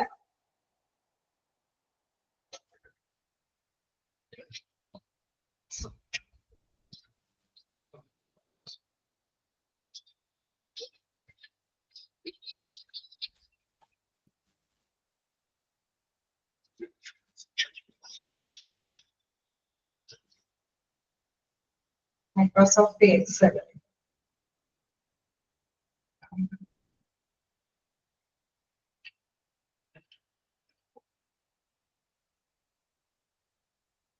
ഓക്കെ, മൈക്രോസോഫ്റ്റ് എക്സൽ ആണ് നമുക്ക് നോക്കാൻ എന്താണ്. ഇപ്പൊ എക്സലിന്റെ ഒരു പ്രത്യേകത നമ്മൾ കണ്ടായിരുന്നു അല്ലെ, അതിന്റെ ഒരു ഫോമാറ്റ് നിങ്ങൾ ജസ്റ്റ് നോക്കുക. അതായത് ഈ രീതിയിലാണ്. അപ്പൊ നമ്മള് ഈ രീതിയിൽ ഹോസ്പിറ്റലിൽ ചിലപ്പോൾ വേണമെങ്കിൽ അവരുടെ അപ്പോയിന്റ്മെന്റ്സും കാര്യങ്ങളും എക്സലിൽ തന്നെ ഉൾപ്പെടുത്തിക്കൊണ്ട് നമ്മൾ സേവ് ചെയ്ത് വെച്ച് അവർക്ക് അത് വെച്ച് തന്നെ അവരെ അഡ്മിഷനും കാര്യങ്ങളും എടുക്കാറുണ്ട്. കാരണം എന്തുകൊണ്ടാന്ന് വെച്ച് കഴിഞ്ഞാൽ നമുക്ക് ഒരു ആൽഫബറ്റിക് ഓർഡറിൽ അല്ലെങ്കിൽ എത്ര പേഴ്സൺസ് ഈ നമ്പേഴ്സ് ഒന്നും നമ്മൾക്കൊന്നും ഇട്ടുകൊടുക്കേണ്ടതായിരുന്നു വരില്ല. ഓട്ടോമാറ്റിക്കലി ഈ നമ്പർ വൈസ് തന്നെ പേഴ്സൺസ് കയറി പോകും, അഡ്മിഷനും കാര്യങ്ങളൊക്കെ നടക്കും. പിന്നെ അപ്പൊ അതുകൊണ്ട് തന്നെ ഇവരെ സെപ്പറേറ്റ് ചെയ്യാനൊക്കെ ആയിട്ട് എളുപ്പമാണ്. ഇത്ര ടൈമിനുള്ളിൽ ഇപ്പൊ നമ്മൾ അതിനനുസരിച്ചിട്ടുള്ള ഡേറ്റും ടൈമും ഇതൊക്കെ കൊടുക്കുന്നതനുസരിച്ചിട്ടാണെങ്കിൽ അത്ര സമയത്തിനുള്ളിൽ ഇന്ന പേഷ്യൻസ് സോർട്ട് ചെയ്തെടുക്കാനൊക്കെ ആയിട്ട് എളുപ്പമാണ്. അപ്പൊ അത്തരത്തില് റോസും കോളംസും ബേസിൽ നമ്മൾ എന്തെങ്കിലും നമ്പേഴ്സുകളൊക്കെ ഉപയോഗിച്ചിട്ടുണ്ട്. പിന്നെ അതുമാതിരി തന്നെ നമ്മൾ എന്തെങ്കിലും അല്ലെ സാലറിയുമായി ബന്ധപ്പെട്ടതോ അല്ലെങ്കിൽ ബഡ്ജറ്റുമായി കാര്യങ്ങളോ ഫിനാൻസുമായി ബന്ധപ്പെട്ട കാര്യങ്ങളോ അല്ലെങ്കിൽ ഇവർക്ക് എന്തെങ്കിലും ഫോർമുല ബേസ് ചെയ്തിട്ട് എന്തെങ്കിലും കാര്യങ്ങളൊക്കെ കൈകാര്യം ചെയ്യുന്നുണ്ടെങ്കിലൊക്കെ ഏറ്റവും എളുപ്പമായിട്ടുള്ള ഒരു സോഫ്റ്റ്വെയർ ആണ് എക്സൽ എന്നുള്ളത്. കാരണം എന്തുകൊണ്ടെന്ന് വെച്ച് കഴിഞ്ഞാൽ ഒരു പ്രാവശ്യം നമ്മൾ അത് ചെയ്ത് കഴിഞ്ഞാൽ ഓട്ടോമാറ്റിക്കലി ഈ പേഴ്സന്റെ സാലറിയും കാര്യങ്ങളും ചെയ്യേണ്ട ആ രീതി ഉപയോഗിക്കേണ്ട ആ ഒരു എന്താണ് നമ്മുടെ കറക്റ്റ് ആയിട്ടുള്ള ഇക്വേഷൻ അനുസരിച്ചിട്ട് വീണ്ടും വീണ്ടും വീണ്ടും അത് കൈകാര്യം ചെയ്ത് ഓട്ടോമാറ്റിക്കലി പോകും. അതുകൊണ്ട് തന്നെ എന്താണ് പ്രധാനമായിട്ടും എക്സൽ ഉപയോഗിക്കുന്നത് ഇത്തരത്തില് നമ്മളുടെ കണക്ക് നമ്പേഴ്സ് അധിഷ്ഠിതമായിട്ടുള്ള കാര്യങ്ങൾ അല്ലെങ്കിൽ സോർട്ട് ചെയ്യേണ്ട മാറ്റേഴ്സിനൊക്കെ ആയിട്ടാണ് എക്സൽ എന്നുള്ള ആ സോഫ്റ്റ്വെയർ പ്രധാനമായിട്ടും ഉപയോഗിക്കുന്നത്. ഇപ്പൊ ഇതില് പറയുന്നുണ്ട് സ്പ്രെഡ്ഷീറ്റ് ക്രിയേഷൻ ഒക്കെ പറയുന്നുണ്ട്. അതായത് നമുക്ക് അല്ലെ ഏത് രീതിയിലും വർക്ക്ഷീറ്റുകളെ നമുക്ക് യൂസ് ചെയ്യാനായിട്ട് സാധിക്കും. അതിന്റെ ഫോർമാറ്റിംഗ് ഒക്കെ എത്രത്തോളം നമുക്ക് വിട്ട് കൂട്ടാനോ അല്ലെങ്കിൽ കുറയ്ക്കാനോ അല്ലെങ്കിൽ നമ്മളെ മനസ്സിനനുസരിച്ചിട്ട് അതൊക്കെ എന്ത് ചെയ്യാനൊക്കെ ആയിട്ട് സാധിക്കും എന്നുള്ളതാണ്. അപ്പൊ അതനുസരിച്ചിട്ട് അതിന്റെ ഫോർമാറ്റിലൊക്കെ ലേഔട്ട് ചെയ്തിട്ട് നമുക്ക് നമ്മുടെ പേരുകളൊക്കെ വരുമ്പോൾ നമുക്കറിയാം ഇച്ചിരി കൂടി വലിയ ബിഗ് ആയിരിക്കണം, കുറച്ച് അഡ്രസ് അടക്കം ചെയ്യണമെങ്കിൽ അതിനൊക്കെ അതിനനുസരിച്ചിട്ടുള്ള ചാർജൊക്കെ വലിച്ചു നീട്ടേണ്ട അവസ്ഥയ്ക്ക് വരും. അപ്പൊ അതനുസരിച്ചിട്ട് കൈകാര്യം ചെയ്യാനായിട്ട് സാധിക്കും. അതോടൊപ്പം തന്നെ കാൽക്കുലേഷനോ സ്റ്റാറ്റിസ്റ്റിക്കൽ ആയിട്ടുള്ള അനാലിസിസിനൊക്കെ വേണ്ടിയിട്ട് അതായത് സ്ഥിതി വിവര കണക്കുകളൊക്കെ എടുക്കാൻ വേണ്ടിയിട്ട് ഇത്ര സമയത്തിനുള്ളിൽ ഇത്ര ടൈമിലൊക്കെ വന്ന പേഷ്യൻസ് അല്ലെങ്കിൽ ഫിസിഷ്യനെ കണ്ട പേഷ്യൻസിന് അതൊക്കെ ജസ്റ്റ് ഒന്ന് സെപ്പറേറ്റ് ചെയ്തെടുക്കണമെന്ന് തോന്നിക്കഴിഞ്ഞാൽ അത് കൃത്യമായിട്ട് തന്നെ സോർട്ട് ചെയ്തെടുക്കാനൊക്കെ ആയിട്ട് സാധിക്കും എന്നുള്ളതാണ്. ഫോർമുലാസ് ആൻഡ് ഫങ്ഷൻസ് ഇതിന്റെ പ്രത്യേകതയാണ്. പ്രധാനമായിട്ടും എന്തെങ്കിലും ഫോർമുലാസുകൾ എന്തെങ്കിലും പ്രവർത്തനങ്ങളൊക്കെ എല്ലാവർക്കും അല്ലെ എന്തെങ്കിലും കാര്യത്തിലൊക്കെ ചെയ്യേണ്ടതുണ്ടെങ്കിൽ അത് നല്ല സ്പീഡിൽ തന്നെ അപ്ലൈ ചെയ്യാനായിട്ട് സാധിക്കും. ഡാറ്റ വിഷ്വലൈസേഷൻ എന്ന് പറയുമ്പോൾ നമുക്കറിയാം ഇത് അല്ലെ എന്തെങ്കിലും ചാർട്ട് രൂപേണയോ ഗ്രാഫ് രൂപേണയോ ഒക്കെ കാണിച്ചു തരാനായിട്ട് നമുക്കറിയാം അല്ലെ ഇത്രയും പെർസെന്റേജ് വ്യക്തികൾ വന്നു, ഇത്രയും പെർസെന്റേജ് വ്യക്തികൾക്ക് എന്താണ് വേറെ പ്രശ്നങ്ങളൊന്നും സംഭവിച്ചിട്ടില്ല, പിന്നെ കുറച്ച് പേഴ്സൺസിന് എന്താണ് ബേസിക് ആയിട്ടുള്ള ട്രീറ്റ്മെന്റ് കൊടുത്തിടേണ്ടതായിട്ട് വന്നിട്ടേ ഉള്ളൂ, അച്ഛനുകളുടെ പേര് അങ്ങനെ പ്രത്യേകമായിട്ട് സെപ്പറേറ്റ് ചെയ്ത് ഗ്രാഫിക് മോഡലിൽ തന്നെ നമുക്ക് എന്താണ് ചില ട്രീറ്റ്മെന്റ് കാര്യങ്ങളെല്ലാം എക്സ്പ്ലെയിൻ ചെയ്ത് തരാനായിട്ട് ഈ എക്സൽ കൊണ്ട് സാധിക്കുമെന്നുള്ളതാണ്. പിന്നെ അതിന്റെ പ്രധാനമായിട്ടുള്ള ഫോമാറ്റ് കാണിച്ചിട്ടുണ്ട്. പിന്നെ ഹോസ്പിറ്റലിൽ ആപ്ലിക്കബിൾ ആയിട്ടുള്ള കാര്യങ്ങൾ, അതായത് ഹോസ്പിറ്റലിലെ data management analysis, patient scheduling and appointments ഞാൻ നേരത്തെ പറഞ്ഞു ഈ രീതിയിൽ നമുക്ക് കൈകാര്യം ചെയ്യാൻ സാധിക്കും. പിന്നെ എന്താണ് സോർട്ടിങ്, ഫങ്ഷണാലിറ്റീസ്, ഡാറ്റ വാലിഡേഷൻസ് ഒക്കെ കൃത്യമായിട്ട് അറിയാൻ വേണ്ടിയിട്ട് അല്ലെ ഡേറ്റും കാര്യങ്ങളൊക്കെ കൃത്യമായിട്ട് നോട്ട് ചെയ്യാനായിട്ട് എല്ലാ കാര്യങ്ങളും ഇപ്പൊ ഇൻ കേസ് ഇൻവെന്ററി കാര്യങ്ങളൊക്കെ വേണ്ടിയിട്ട് ഉപയോഗിക്കുമ്പോൾ ഇവിടെ പറയുന്നുണ്ട് ബഡ്ജറ്റ് ഫിനാൻഷ്യൽ കാര്യങ്ങൾ പറയുന്നതോടൊപ്പം തന്നെ പറയുന്നുണ്ട് ഇൻവെന്ററി കാര്യങ്ങൾക്ക്. നമുക്കറിയാം അത് അല്ലേ നമ്മൾ സ്റ്റോക്ക് ചെയ്ത് വെക്കുന്ന എക്യുപ്മെന്റ്സോ അല്ലെങ്കിൽ മെഡിസിൻസ് ഒക്കെ ആണെങ്കിൽ അതിന്റെ സ്റ്റോക്ക് ലെവൽ എത്രയാണ്, എക്സ്പയറി ഡേറ്റ് എങ്ങനെയാണ്, അല്ലെങ്കിൽ ഓർഡർ കൊടുക്കേണ്ടതുണ്ടോ, തീർച്ചയായും അല്ലെങ്കിൽ എന്തെങ്കിലും ദൗർലഭ്യത വരുന്നുണ്ടോ, ഓവർ സ്റ്റോക്കിംഗ് ഉണ്ടോ, അതെല്ലാം കൃത്യമായിട്ട് ഐഡന്റിഫൈ ചെയ്യാനായിട്ട് എക്സലിന്റെ ഷീറ്റ് ഉപയോഗിക്കുമ്പോൾ സാധിക്കുമെന്നുള്ളത്. അതായത് നമുക്കറിയാം അതിന്റെ ടോട്ടൽ അല്ലെ ഏറ്റവും ഔട്ട്ലൈൻ ആയിട്ട് വരുന്ന ഇതുകളൊക്കെ കൃത്യമായിട്ട് തന്നെ വെരിഫൈ ചെയ്ത് ക്യാച്ച് ചെയ്തെടുക്കാനൊക്കെ ആയിട്ട് സാധിക്കുമെന്നുള്ളതാണ്. സോർട്ട് ചെയ്യാനും തിരിക്കാനും വേർതിരിക്കാനൊക്കെ ആയിട്ട് സാധിക്കുമെന്നുള്ളതാണ്. ഓക്കെ, എക്സൽ ഓക്കെ ആയോ?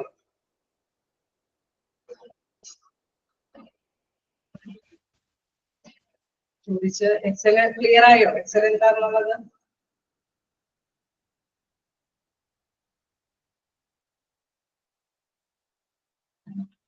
എന്ന് തോന്നുന്നു. ഓക്കെ, എനിവേ നമുക്ക് എന്തെങ്കിലും ഉണ്ടോ? വേറെ എന്തെങ്കിലും ബേസിക് ഓഫ് കമ്പ്യൂട്ടറിൽ എന്തെങ്കിലും നമുക്ക് പറഞ്ഞു തരേണ്ടതുണ്ടോ?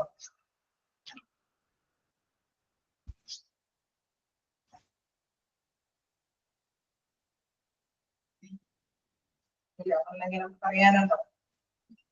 എക്സൽ ഓക്കെ ആയിട്ട് ഞാൻ ക്ലിയർ ചെയ്ത് കൊടുത്തു. എനിക്ക് തോന്നുന്നു ചോദിച്ചാൽ ഇപ്പൊ വീട്ടിൽ കയറിയുണ്ടെന്ന് തോന്നുന്നു. എനിവേ ഇനി എന്തെങ്കിലും ഉണ്ടോ നമ്മുടെ കമ്പ്യൂട്ടറുമായി ബന്ധപ്പെട്ട്? എന്തായാലും ഇപ്പൊ നമ്മുടെ കമ്പ്യൂട്ടറും ഇന്നെടുത്ത എക്യുപ്മെന്റ്സും ഇതുവരെ എടുത്ത് നിങ്ങൾ ക്യാച്ച് ചെയ്തിട്ടുണ്ടെന്ന് തന്നെ ഞാൻ വിചാരിക്കുന്നു. നെക്സ്റ്റ് ക്ലാസ്സിൽ വരുമ്പോൾ നിങ്ങൾ ചാപ്റ്റേഴ്സ് ഒക്കെ ഞാൻ ഇന്ന് പുറമേ എടുത്തുള്ളൂ. നോക്കാം, നമുക്ക് എക്യുപ്മെന്റ്സിന്റെ ഒപ്പം പരമാവധി ചാപ്റ്റേഴ്സിൽ മാത്രമേ ഒന്ന് ക്ലിയർ ഔട്ട് ചെയ്ത് പോവാം. നമുക്ക് നെക്സ്റ്റ് ക്ലാസ്സിൽ കാണാം. Okay, bye, thank you.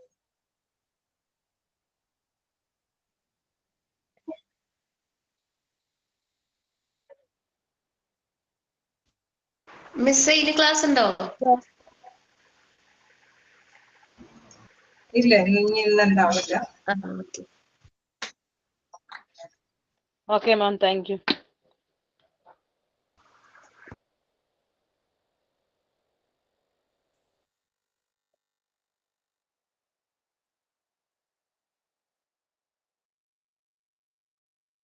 Thank you ma'am.